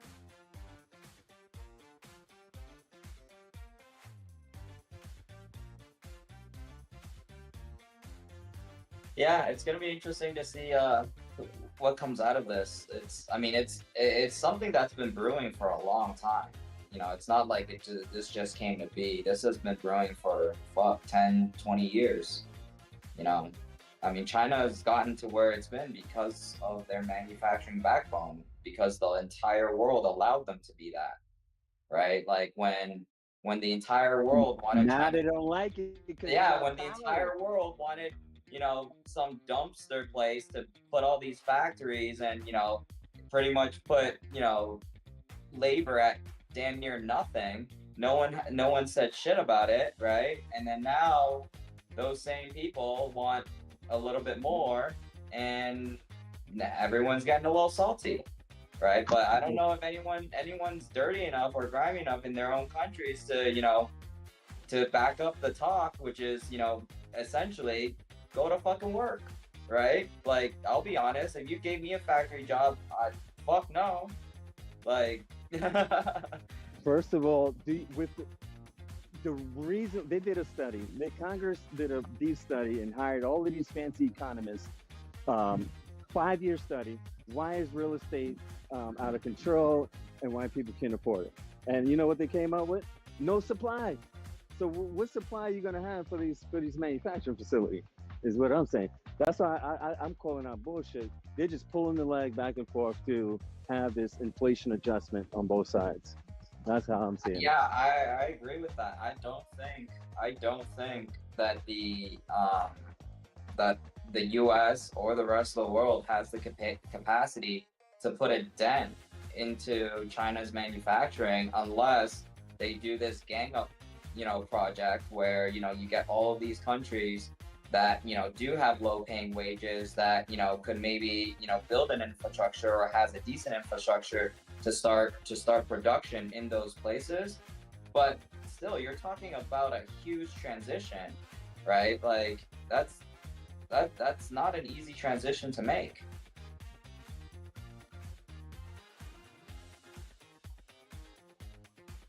Yeah, just wait and see, bro. Feel like dumping everything, get my 5% and just chill. Leave that shit in the money market.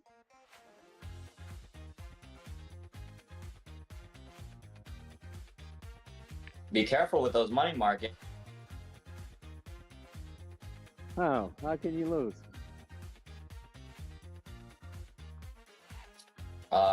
Because the money market's tied to the rate of the market. Like, when you buy like a money market fund, it's not one to one. It's not always one to one. There's anywhere from sometimes it could be like a 1 to 3-4% swing on those. And depending on well, let's say you bought into a money market fund when the rates were low, right? And then rates go up. Well, the same money market fund is going to be more expensive now.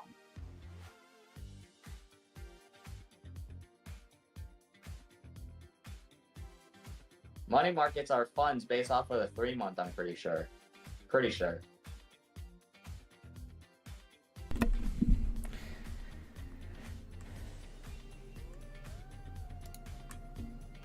Dang, SPY not yet, I guess. Waiting for data. Google is taking a shit though.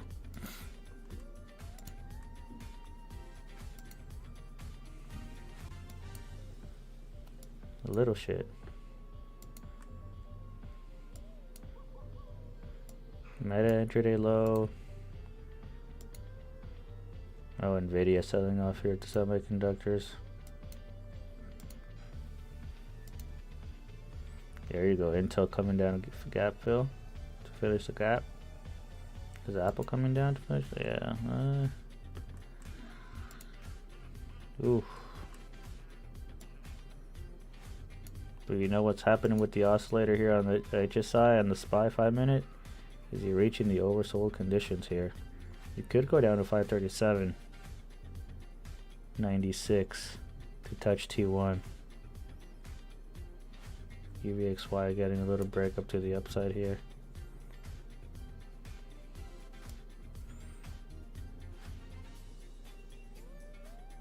If you lose 537.96 here, then maybe you could look towards the pre-market lows.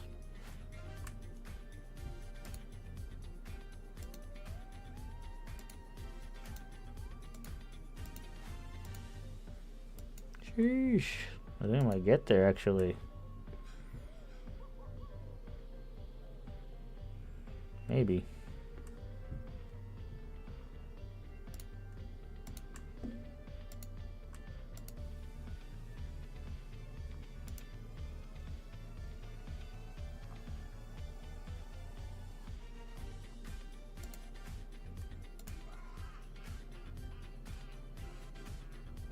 Open There's a AI. bad minute on SPY and PT2 is 538.11. OpenAI is working on its own X-like social network. The battle of the billionaires. These two don't like each other.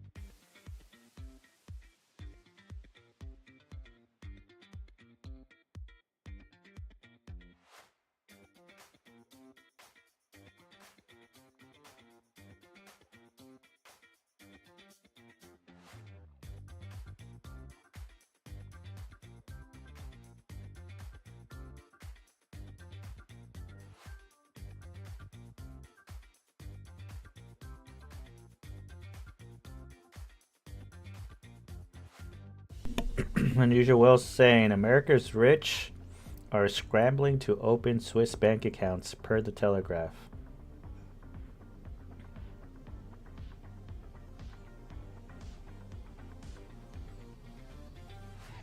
Sammy, is that true? Shit's about to go down.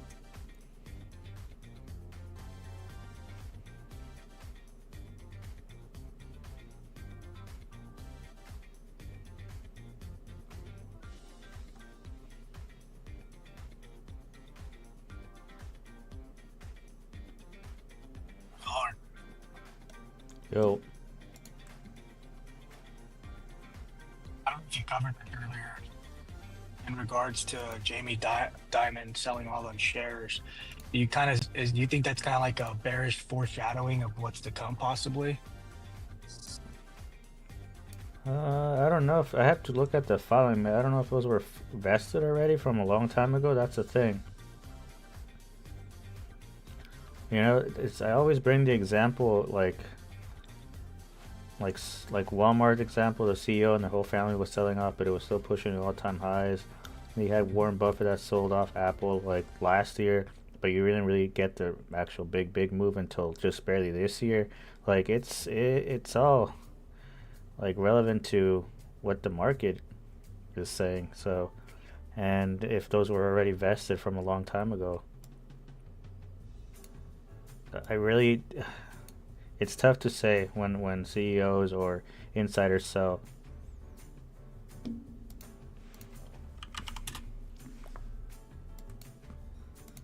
I don't like treating I figured that it's not news as super bullish or bearish either way.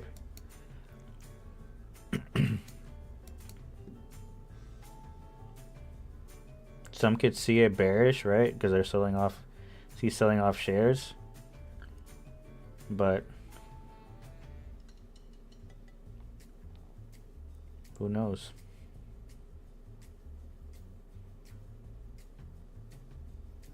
I think during this whole year, last year, I think a bunch of the family of Walmart were selling off all throughout last year and 2023, and this thing just continued pushing up, making higher highs and higher lows. Especially when the news came out that their whole family was selling off, the ticker didn't, the price didn't go down, and it was in the billions. So it's all relative to, I think, what's happening in the current market.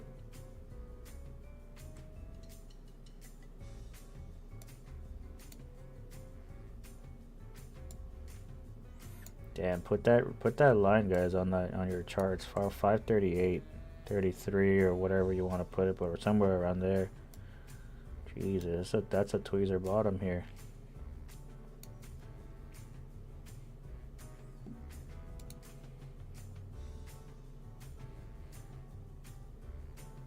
Is that exactly the same lows? 48 cents versus 46.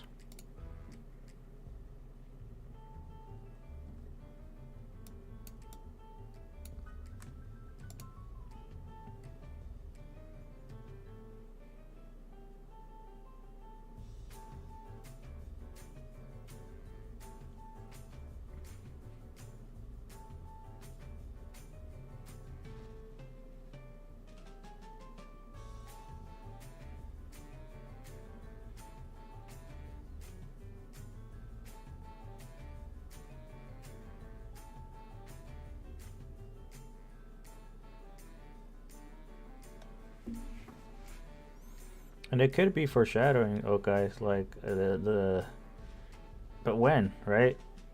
When is that gonna happen? It could be a year from now. It could be a month from now. It may not even happen.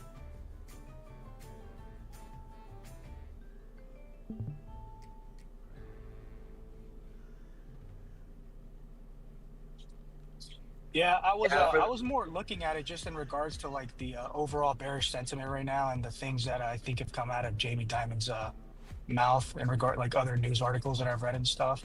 That's why I just find it funny that that happened. But it's like you said, we don't know exactly when it happened, and then also with like the 90-day pause with the tariffs. So I don't know. Just kind of trying to pick your brain and see what your thoughts are.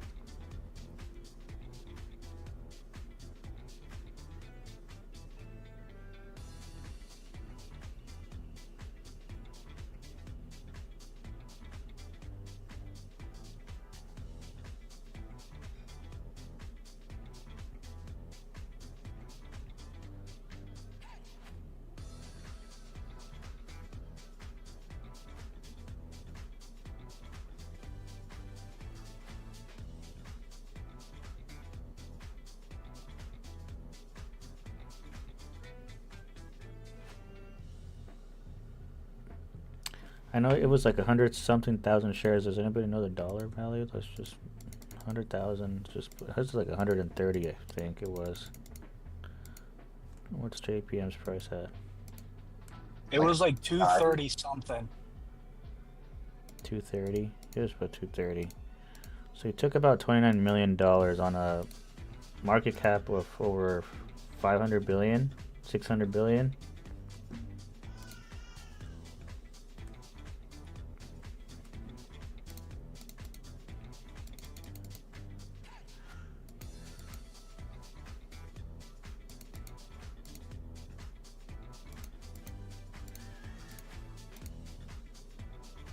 Bro, it's not even a percent.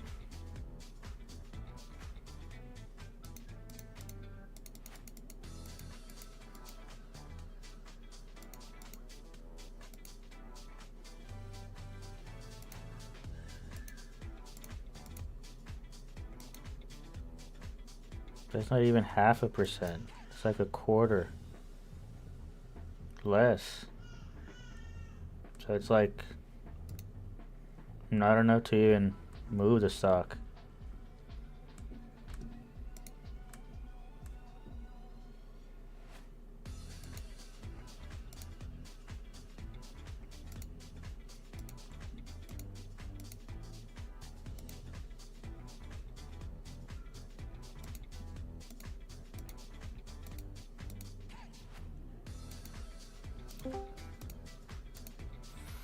This copyright music is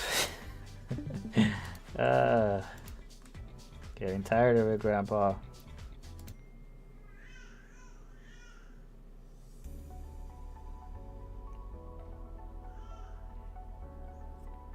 '80s music royalty free. Let's see.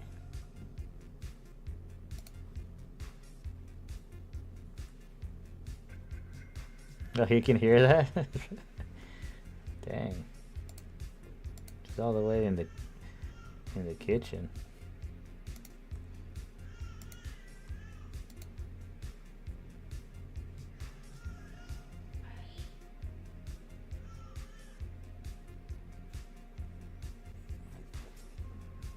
All right, Asiki, I got a question for you. How would you read this?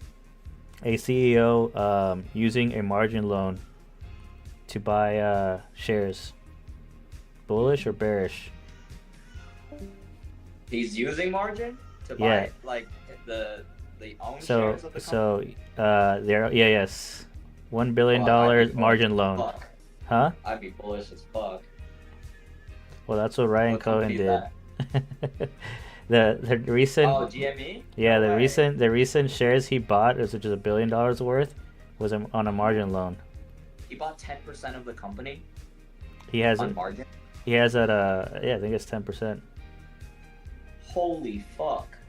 Yo, he must be balls in on something, bro. Like, something's about to happen. Well, it shows investor confidence, right? So, for their shareholders, something that we lack on AMC. But that's not. He's not an investor. He's also the CEO. Conflict of interest. Shit, that makes me feel like I gotta throw 10K into something. $1 billion margin loan. So you gotta have. He had to at least have put up half, right? I don't know, but it says Bloomberg confirmed that Ryan Cohen used a margin loan for his latest GME purchase. So let's see, he put $2 billion up for collateral so that in the event that it does depreciate 50%, he doesn't get called up. To purchase $1 billion worth of his own stock. Shit, something about to happen. Well, hopefully I'm on the right side of the trade. I'm wondering if there's some part of like his strategy that is just buying every single potential share available out there, because all of these institutions that are short game are typically in naked positions. No, I don't think they're covered shorts. Like sure, So, both, but there's a lot more people are saying that there's naked than they're out there. Yeah, so like we have to see like how much of the float is bought up. I'm not sure. I know that the DRS shares were locked. Don't quote me. Maybe somebody will correct me. I think it was like high 50s, 60s, or 40s. I don't remember. So somewhere around there. So that means it's locked. Like more than half, probably. When did he make this purchase? Just last wasn't week. That purchase like, yeah, I was gonna say like recently.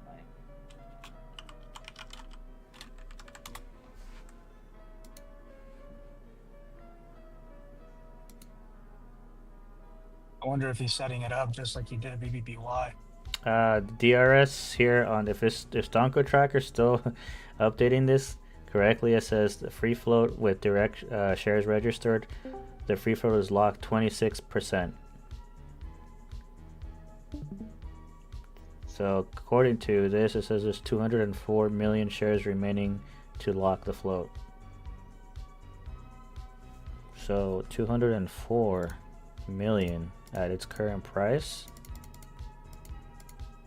What is it at 27? Let's say that's 5 billion. So he just locked in probably 1 billion worth, right? So a fifth potentially.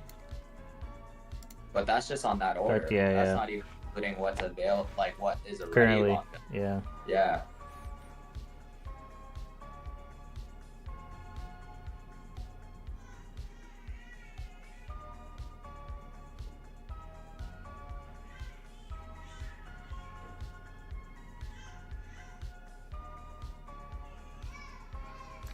Could have sworn that that was much higher. DRS for GME was much higher. Oh, well, it was, but then the dilution. Duh. Okay.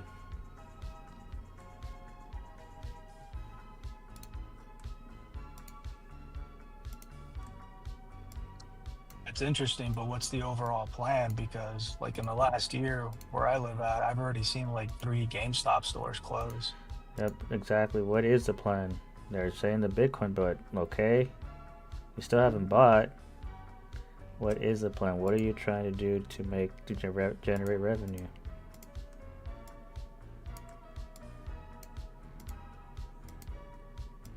Because that capital is going to start burning through your if you don't figure out a way to make money. What do you mean? He's about to pump this shit and then dilute, and then GME is rich. Oh, don't tell retail that. So the latest filing said he only purchased 500,000 shares.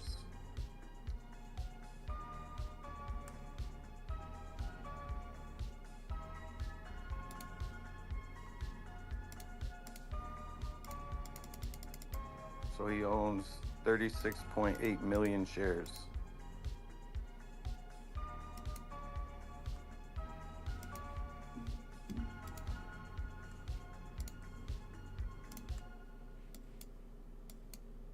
Where's the billion come from? Bloomberg is reporting that he used. He must have did that after this purchase of 500,000 then?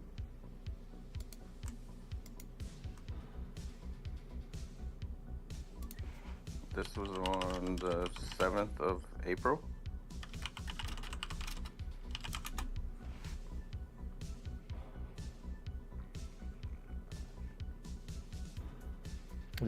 I'm getting that this news is just coming out. Ryan Cohen has increased his investment in the video game retailer, pledging more than half of his $1 billion stake to secure a margin loan.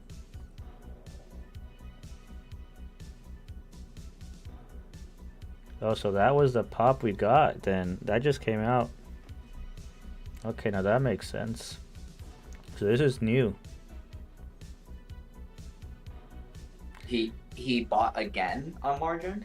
He has ramped up his $1 billion GME stake, buying another 500k shares using a margin loan backed by over half of his position, per Bloomberg. He now owns 37.3 million shares, which is 8.4% of the company. Okay, so that's the reason we got that pop. Dang, okay. He did this last He week. did give us an exit on our weekly play. That's right. I'm so salty. I'm still sitting in that position. I couldn't even get out.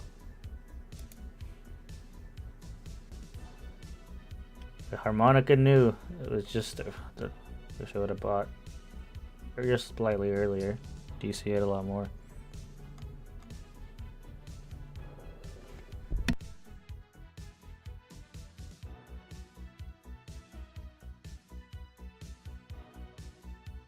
Do you think this kind of turns into a whole BBBY situation? I think he plays a more prominent role with GameStop now, but if he's putting so much into it, could it be possibly just to like get it to, pump up to a certain number or whatever? That way everyone's like, oh, it's pumping, you guys see, blah, blah, blah, whatever. But in reality, he's going to sell, make his profit, and move on. And then eventually, I don't know, probably close the company or something.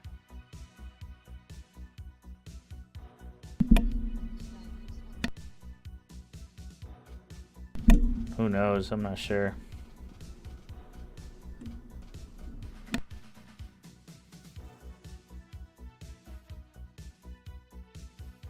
Granted, I don't want to see that as well as probably everybody here, but, it's all about making money.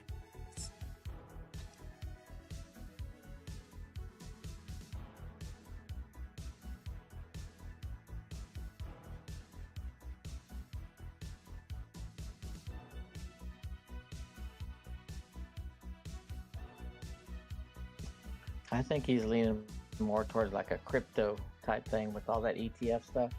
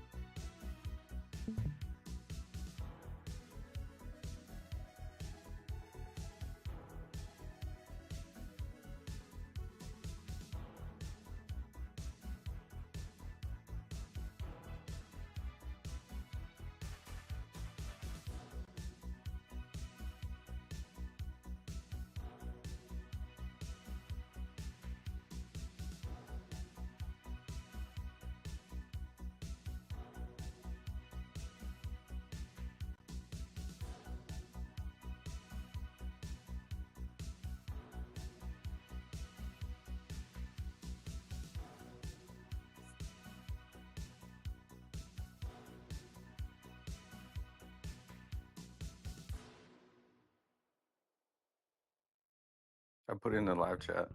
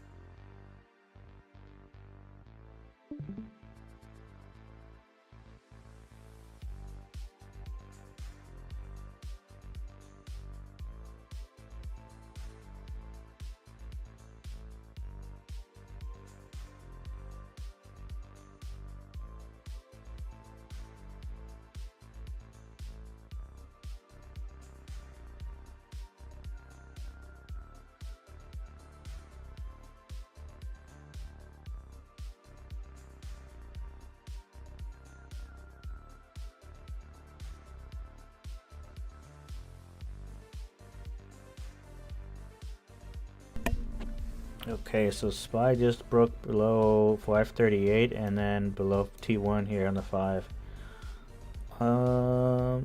Pre-market lows if this doesn't hold.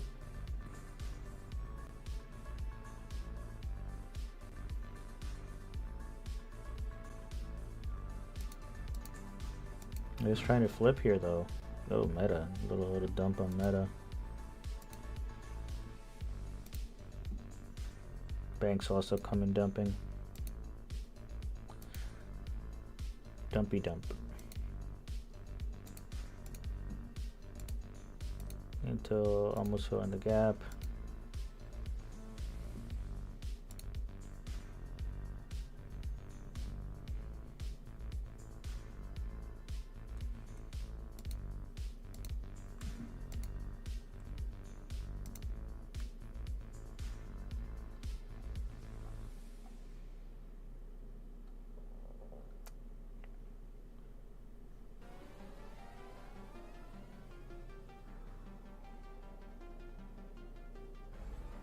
It says finance. I'm gonna play this playlist, guys. It says finance background royalty free instrumental. All right, let's see what kind of finance it is. The hell is this crap? Crypto corporate.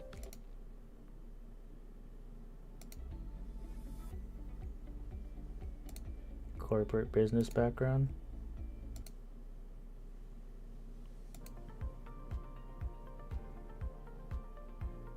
Okay, we're not gonna listen to this shit.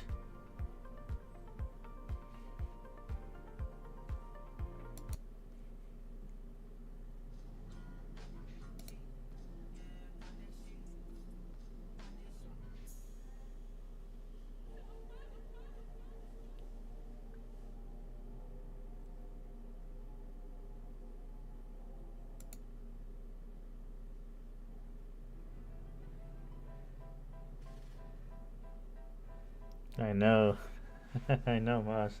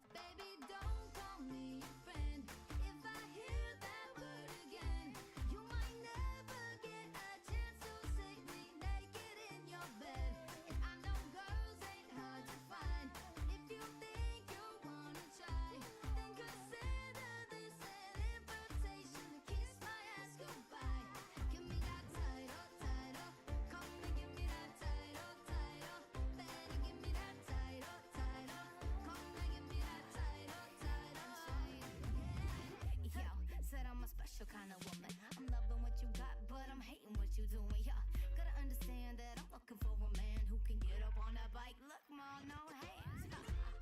You gotta just show me off. But you embarrassed if that's the case. I'm long gone. You gotta treat me like a trophy, put me on the shelf. I promise something else. Baby, don't call me your friend. If I hear that word again, you might never get a chance to see me naked in your bed.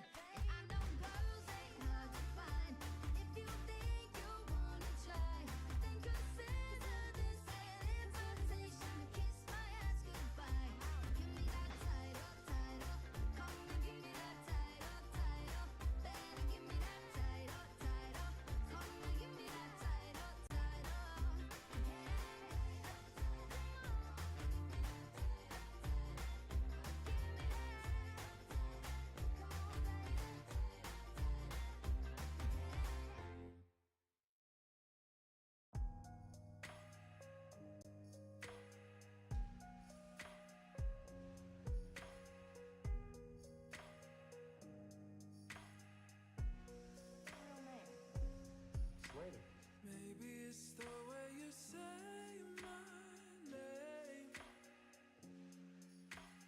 Maybe it's the way you play your game. But it's so good. I've never known anybody like you. But it's so good. I've never dreamed of nobody like you. And I've heard of a love that comes once in a lifetime. And I'm pretty sure that you are that love of mine. 'Cause I'm in a field of dandelions, wishing on everyone that you would be mine.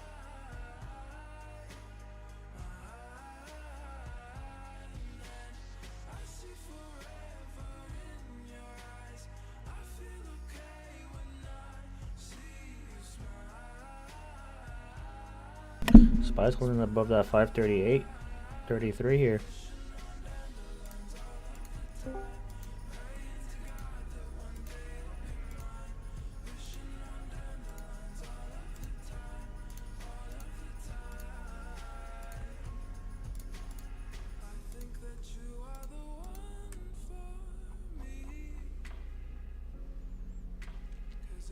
So hard to breathe when you're looking at me.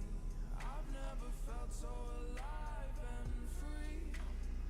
When you're looking at me, I've never felt so happy. And I've heard of a love that comes once in a lifetime.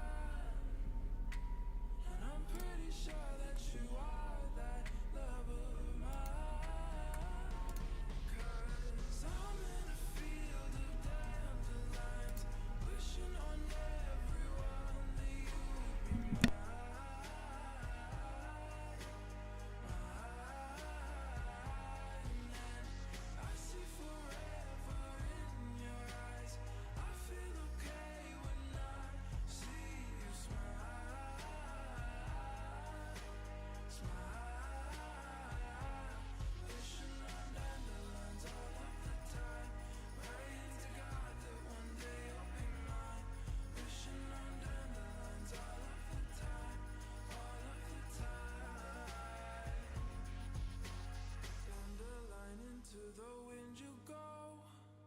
you let my darling know? Dandelion into the wind you go. Won't you let my darling know that I'm in a field of dandelions, wishing on everyone that you would be mine.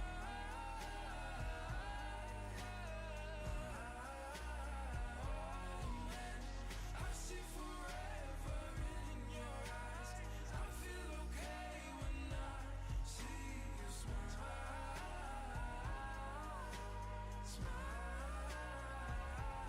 wishing on dandelions all of the time, praying to God that one day you'll be mine.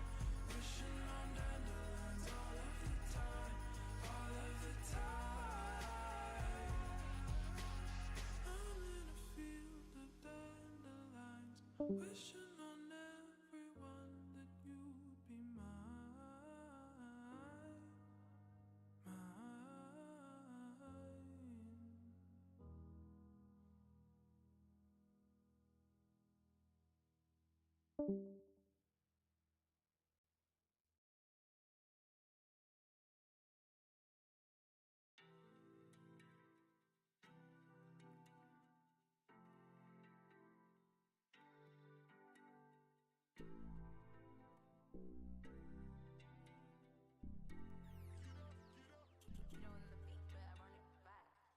Fucking Robitussin. I don't know why this shit got me lazy right now. Yeah. Can't do Percocets on my leg.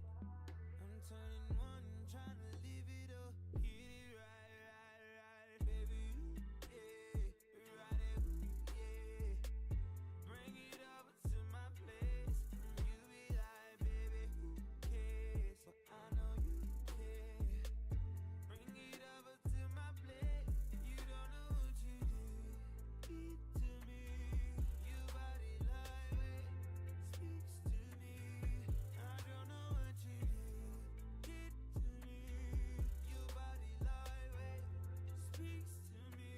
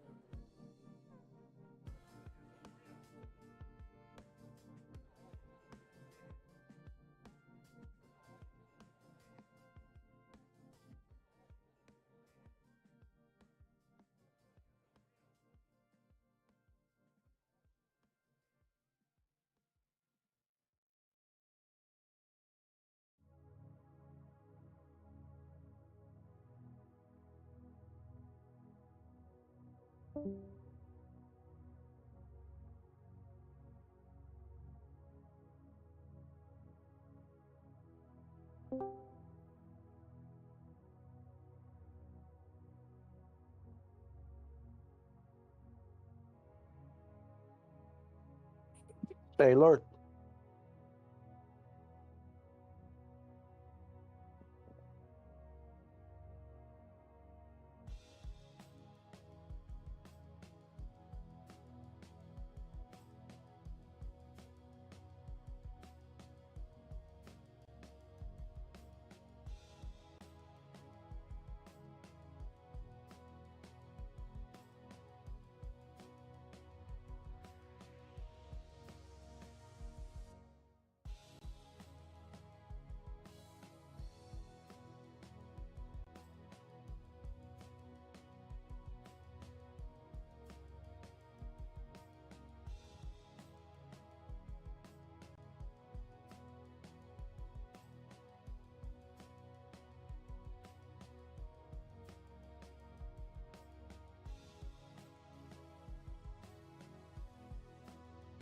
Did Lord step away?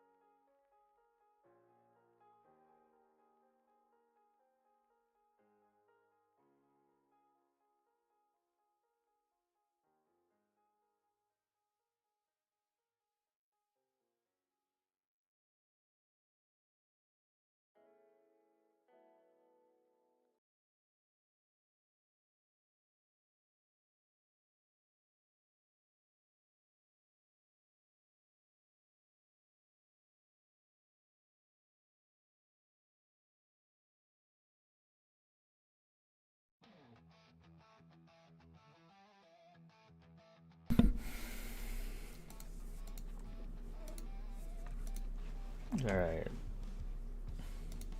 Anybody? I'm not gonna enter a position in this choppy ass market right now. Does anybody want me to look at? Love to take some requests on the chat here for tickers. GT. GT.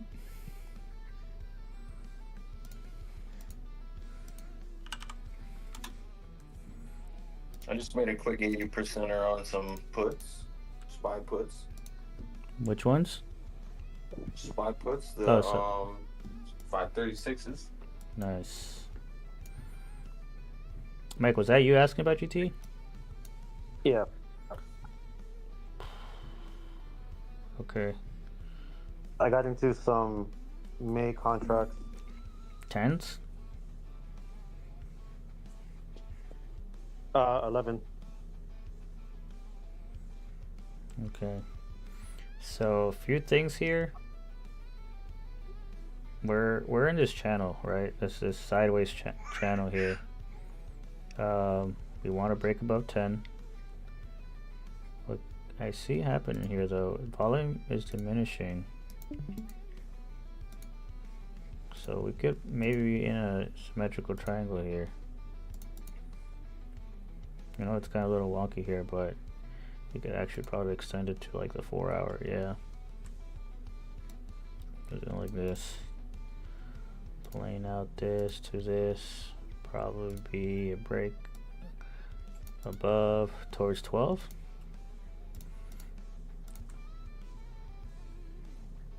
So the reason why I say that, because the volume here is diminishing, meaning that if we're in a pattern formation, if you see volume dropping like this or slowly decreasing, it's waiting for a breakout.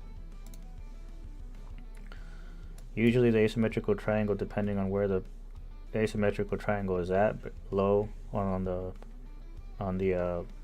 bottom of the trend or the top of the trend, this is kind of sideways. It can go either way. But looking at, you know, what's been happening up here, It looks like it could be bullish, especially with the harmonics. We have the breakout could definitely be PT2.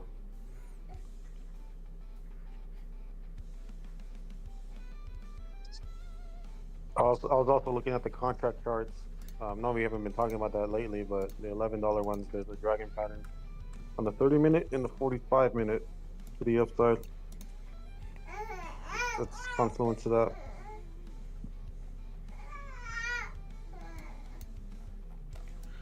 Look at the weekly here really quick. Yeah, the weekly, we could draw a, look where we're at. Yeah, it's been on the daily, it's been on that line for a while. Is it losing it? It's still above it. It's like at it, hasn't lost it. Has earnings, oh shit, May 2nd. Yeah. There's this big ass FEG here to fill. Okay. Yeah, resistance at the 50 EMA SMA there. You can see every time we come to test it, we've created a lower low. But this right here, this volume that it got recently, that's change of behavior. So if earnings are bullish, we're looking at these targets to the upside. Let's see what they did May of last year. So May of last year over here, they went up 5-6% almost and continued the next day a little bit before dumping.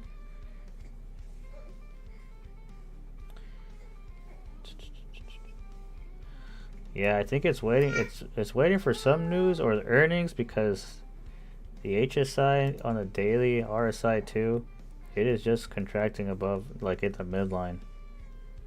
So it's definitely waiting for a move.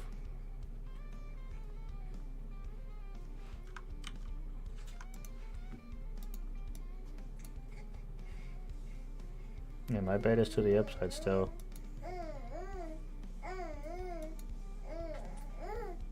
Might actually take $10 for June's. But I do think the move happens before then to 11, 12. Just want to get rid of the noise that comes with earnings. Yeah, I'm hoping he does it before earnings.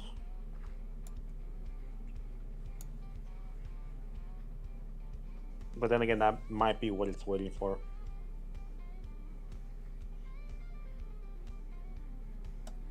OPEC expires. Oh, it was supposed to be Friday, right? So maybe OPEC does something. So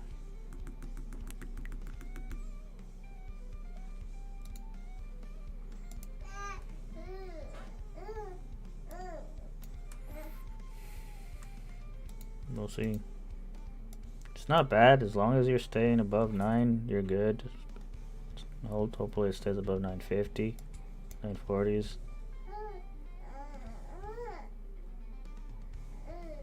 It's trying to break up with that 200 like it did last time over here. You came, you broke above it, fell below, and then trying again here.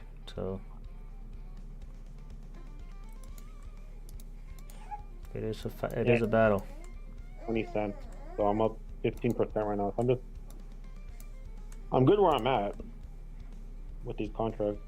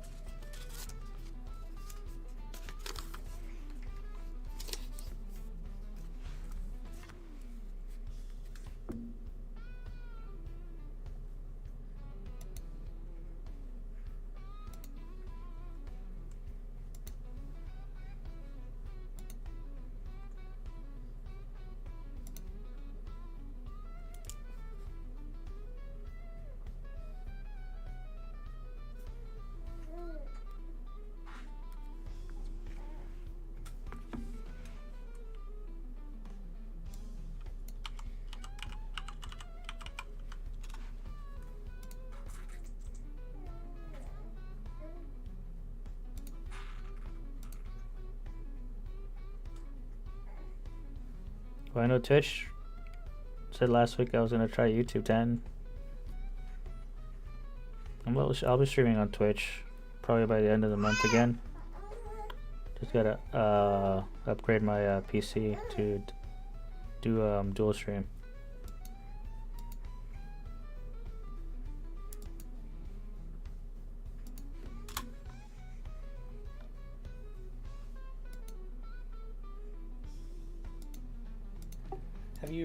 Have you looked into Vimeo? Vimeo? Yeah. No. You don't need to have you don't need to dual stream it from your PC. You basically stream to Vimeo, and then you can choose a whole bunch of destinations like YouTube, Facebook, whatever, and they handle all that for you. Vimeo streaming.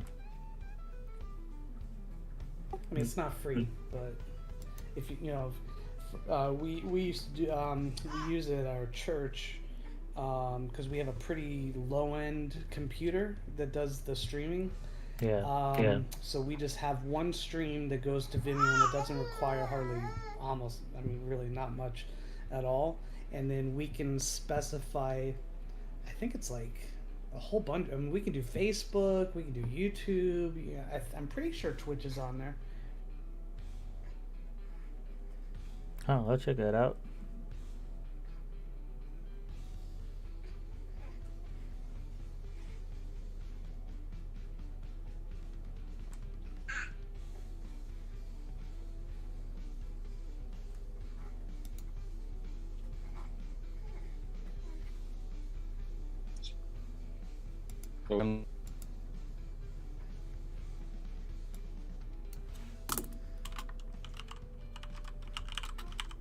Lord, is it the RAM that's causing the need for an upgrade, or your CPU? CPU.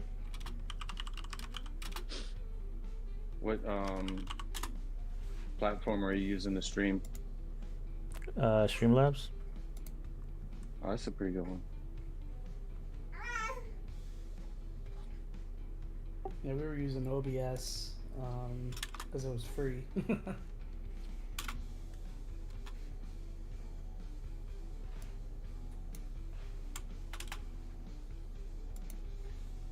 Is your computer, is there CPU overclocked? No.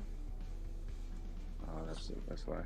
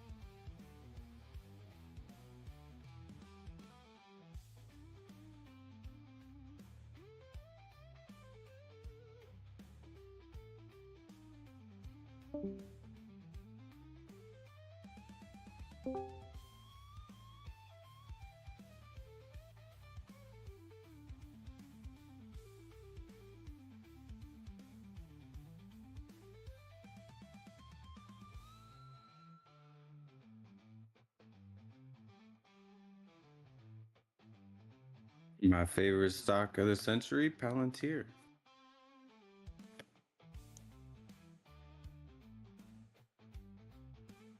I saw Palantir moving earlier in the morning. I almost got in. Is it still moving? It's going. It's about 5%.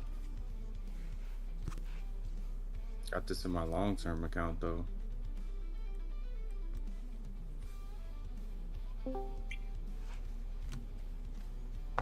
When you're hoping it would drop to 60 is probably the good time, rule of thumb, to buy.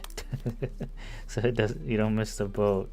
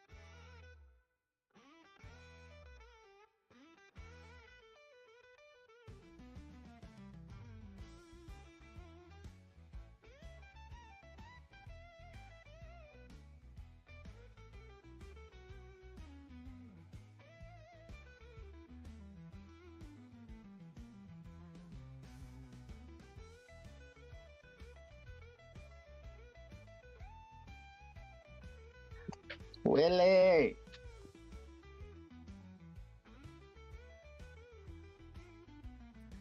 Rafa.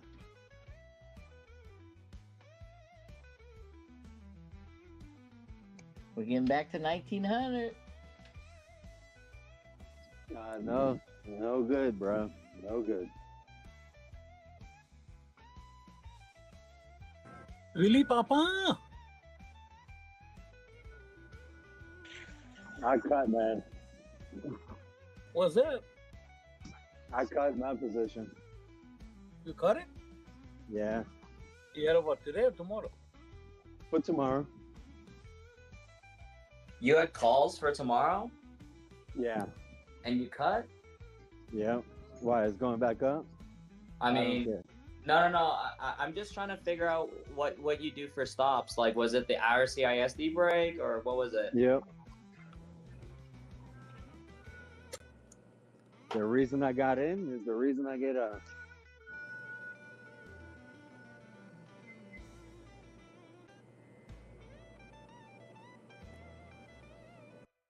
See, I know Sammy's gonna say like he's just riding this to zero, but I was trying to like kind of listen. I got on 4 hours. Really got on 1 hour, right? no I know. I was actually trying to look at like ways to find a stop for Sammy's method, and I think this has to go below the CIS. Well, the CISD break and the CISD line is almost like the same place. You would have to go there on the 4 hour before you get stopped out, like close under. Yeah, you can cut it there, but I'm holding. I have Friday. I mean, Friday means Thursday, not Friday really. Yeah, I know what you meant. What I was looking at, Sammy, the reason why I asked you if you DCA was because if we do get bullish form here, would you consider DCAing? No. If it's gonna go up, you're gonna go to the previous week high. You don't need it. Not yet. If Did you buy on ES or SPX? Let's see tomorrow. Like a couple days what happened, right? Let's see tomorrow. Tomorrow you gotta see what is going on. Yeah. Then you can DCA in the morning. Yeah. Did you buy ES or SPX? SPX. SPX. Which one's the one without theta? It's ES, no? Or they all have theta? But don't they all have theta? It's still a futures, no? Yeah. It's just less, right? I think so. But Lord knows more than me on that one. About what? The thing is, you don't have the theta formula affecting you. That's what it is. There's no time, but the contract has time because it expires in what? Another.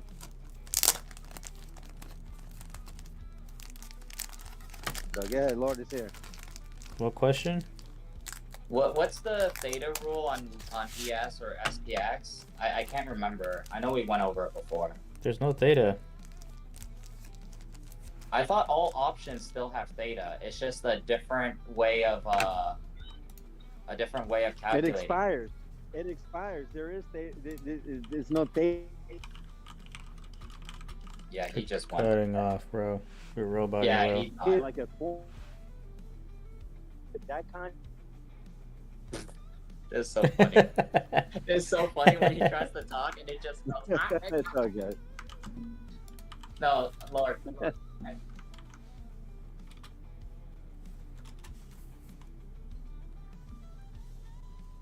Yeah, no. Those are quarterly contract. There's no theta. There's no Greeks in futures. No, there's no Greeks, but they expire. They quarterly contract. Yeah, of course they expire, but the theta doesn't pick up the closer it gets to expiration. So again, not to belittle anyone here, but there's a 2-part video where I cover the futures and how they move. And I explain the tick value, the point value on the minis and the micro minis. So when I've heard this from you, Sneaky, you say that the contracts for ES are $5,000. They're not $5,000. $5,000 depends on the movement of the point value. So for every dollar the ES moves, it's $50. So in order for it to get to 5,000, how many points do you need? You need 100 points, which is a $100 move on ES. That's 5,000, but it's not. Doesn't work that way. It doesn't work. It doesn't immediately cost you $5,000. It's as soon as you get into the trade, every point value, more specifically, every tick value, which is every 25-cent move. You'll notice that ES and SPX move on a 25-cent move. Each tick value is a quarter of a point. So if ES is worth $50 for every dollar it moves, each tick value is now worth $12.50 for every 25-cent move, up or down. Now, if you don't want to play ES because it's expensive, you could play the micro E-minis, which is essentially the same thing, except it costs way less. Instead of it costs $50, it costs $5.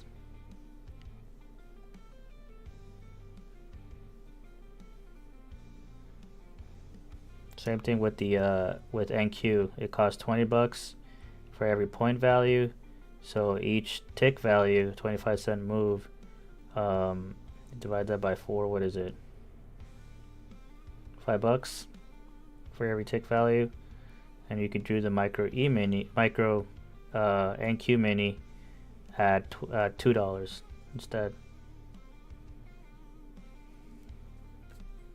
But there's no theta, there's no Greeks. Yeah, J-Mag, behind the curtain I do.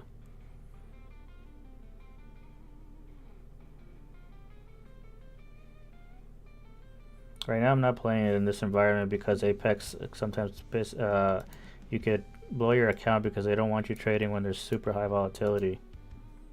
When it's past a certain percent where ES or NQ cannot be above, I think 4 or 5. They say you're not allowed to trade it, and if you do, you could lose your accounts.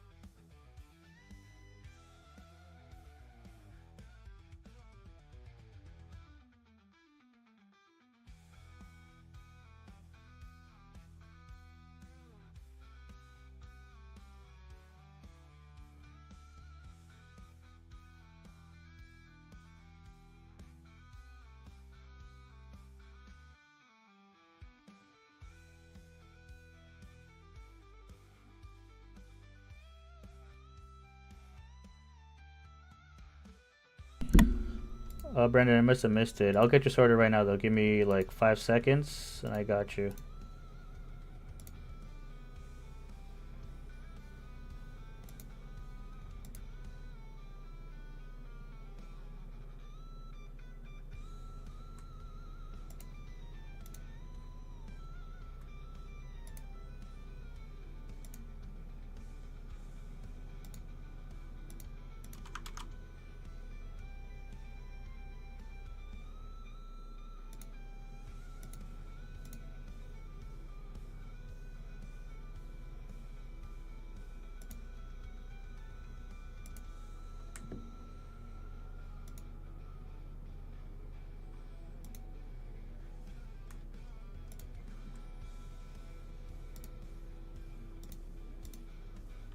All right, you should be good, Brandon.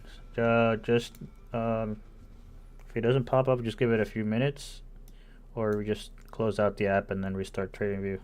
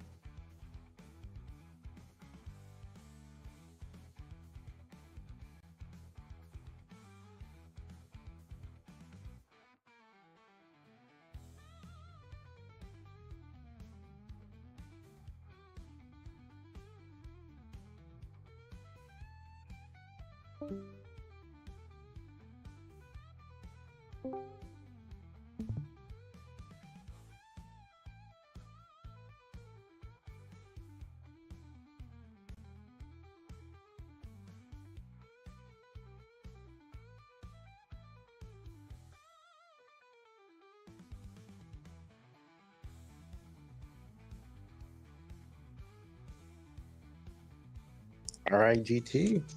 Trim 25%. Moving. Nice.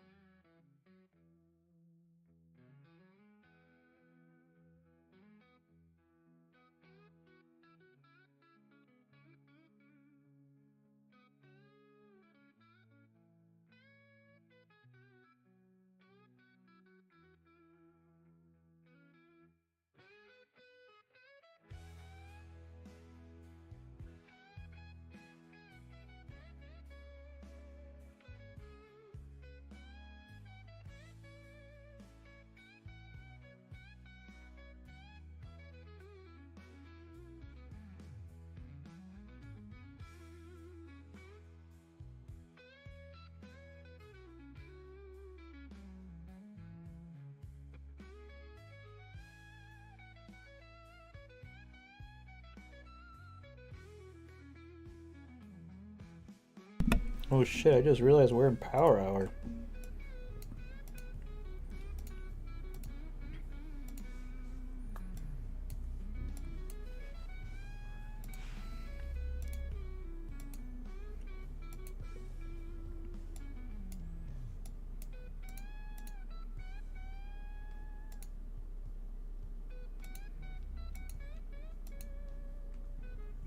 Dang, GT.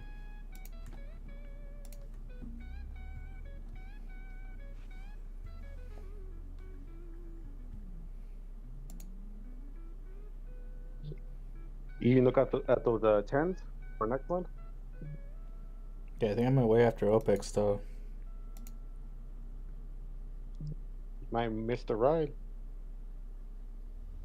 Yeah.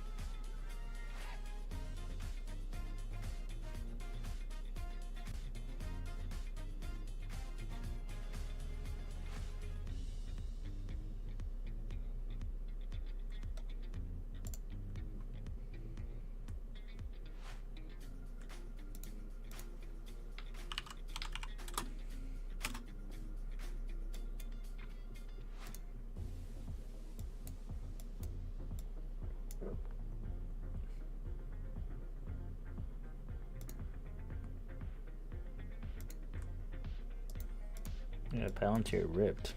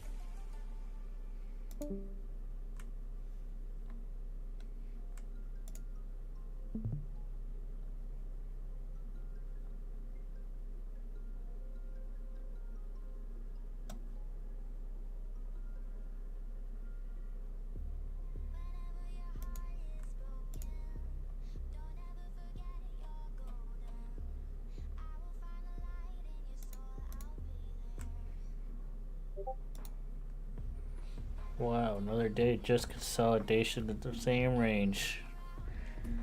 Powell talks tomorrow, and data. We'll see what happens.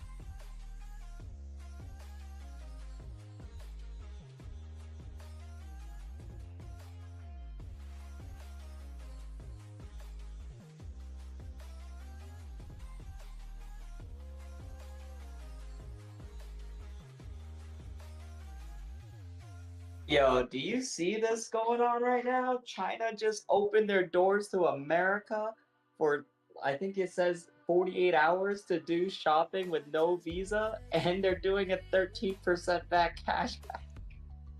I can't confirm if this is real, but that would blow my fucking mind. Introduce me to your peeps, bro.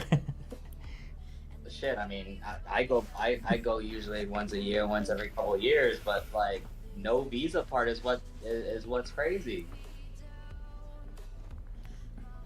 China needs a visa from like the whole world. I actually don't even know a country that China doesn't need a visa from. Aside, I mean, Hong Kong, but like that's barely considered its own country. That's crazy.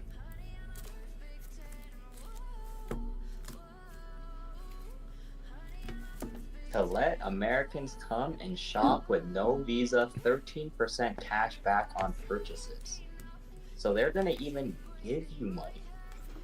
Let's go take a trip to China. How about your China ticket? Yeah, I'm trying to plan for like September, October if you want to go. You can have your own personal tour guide. I only know where the clubs and massage parlors are. Of course you do. And then of course Macau. And the casinos. That's where the baccarat tables are. They're in Macau. Gambling's illegal in China, Hong Kong. So you got to go designated places. Illegal? Damn. Yeah, bro, they can't get rich. Their people can't get rich, bro. They just all go to Macau.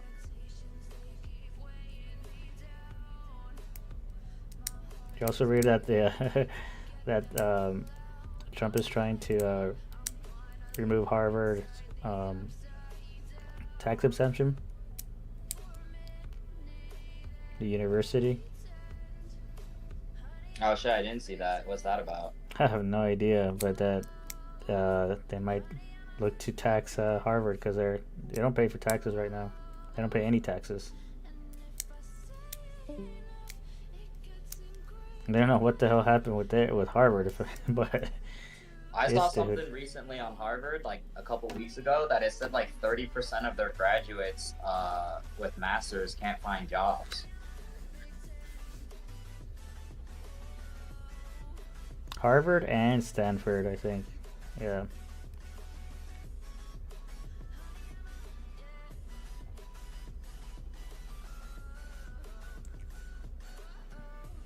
Honda to boost U.S. manufacturing shift production from Canada, Mexico in response to Trump tariffs.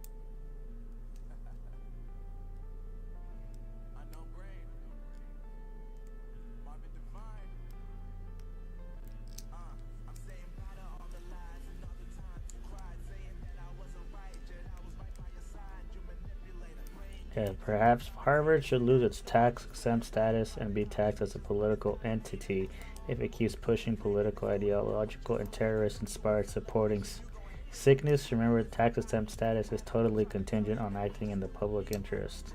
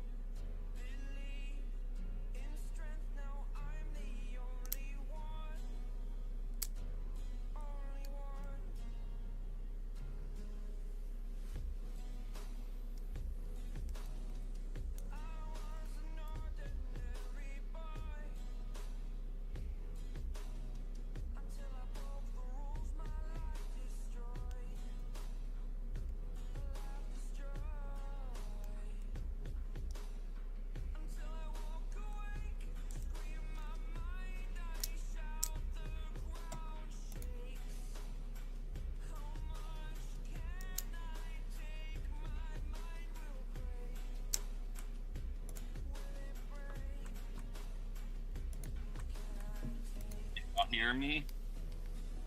Yep. Probably. Yep. Switched headphones.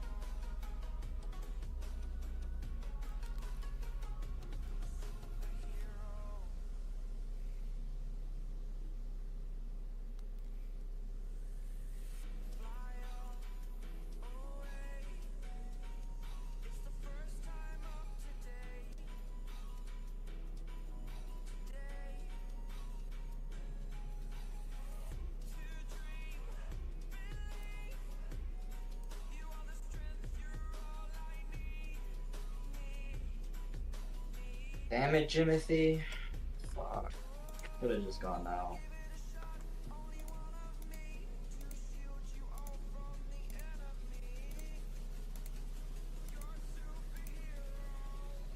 Yo, AMC is pumping at the end here.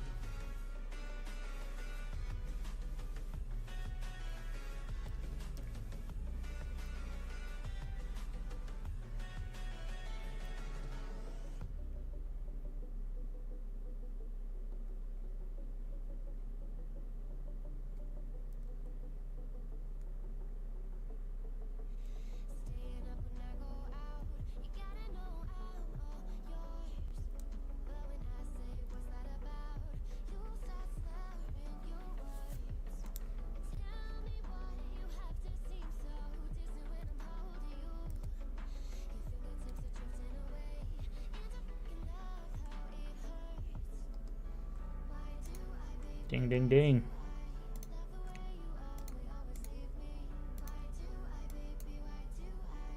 Decrease in volume into data. Not much you can say.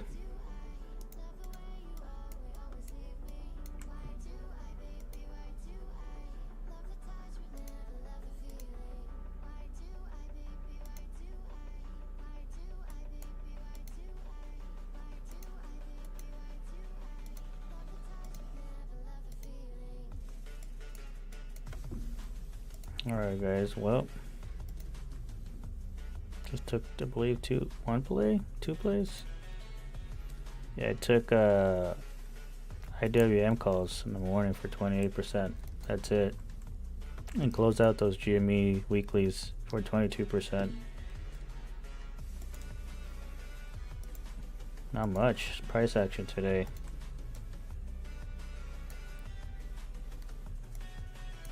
So yeah, well, I guess we're gonna have to wait till tomorrow for data. And Powell does talk tomorrow.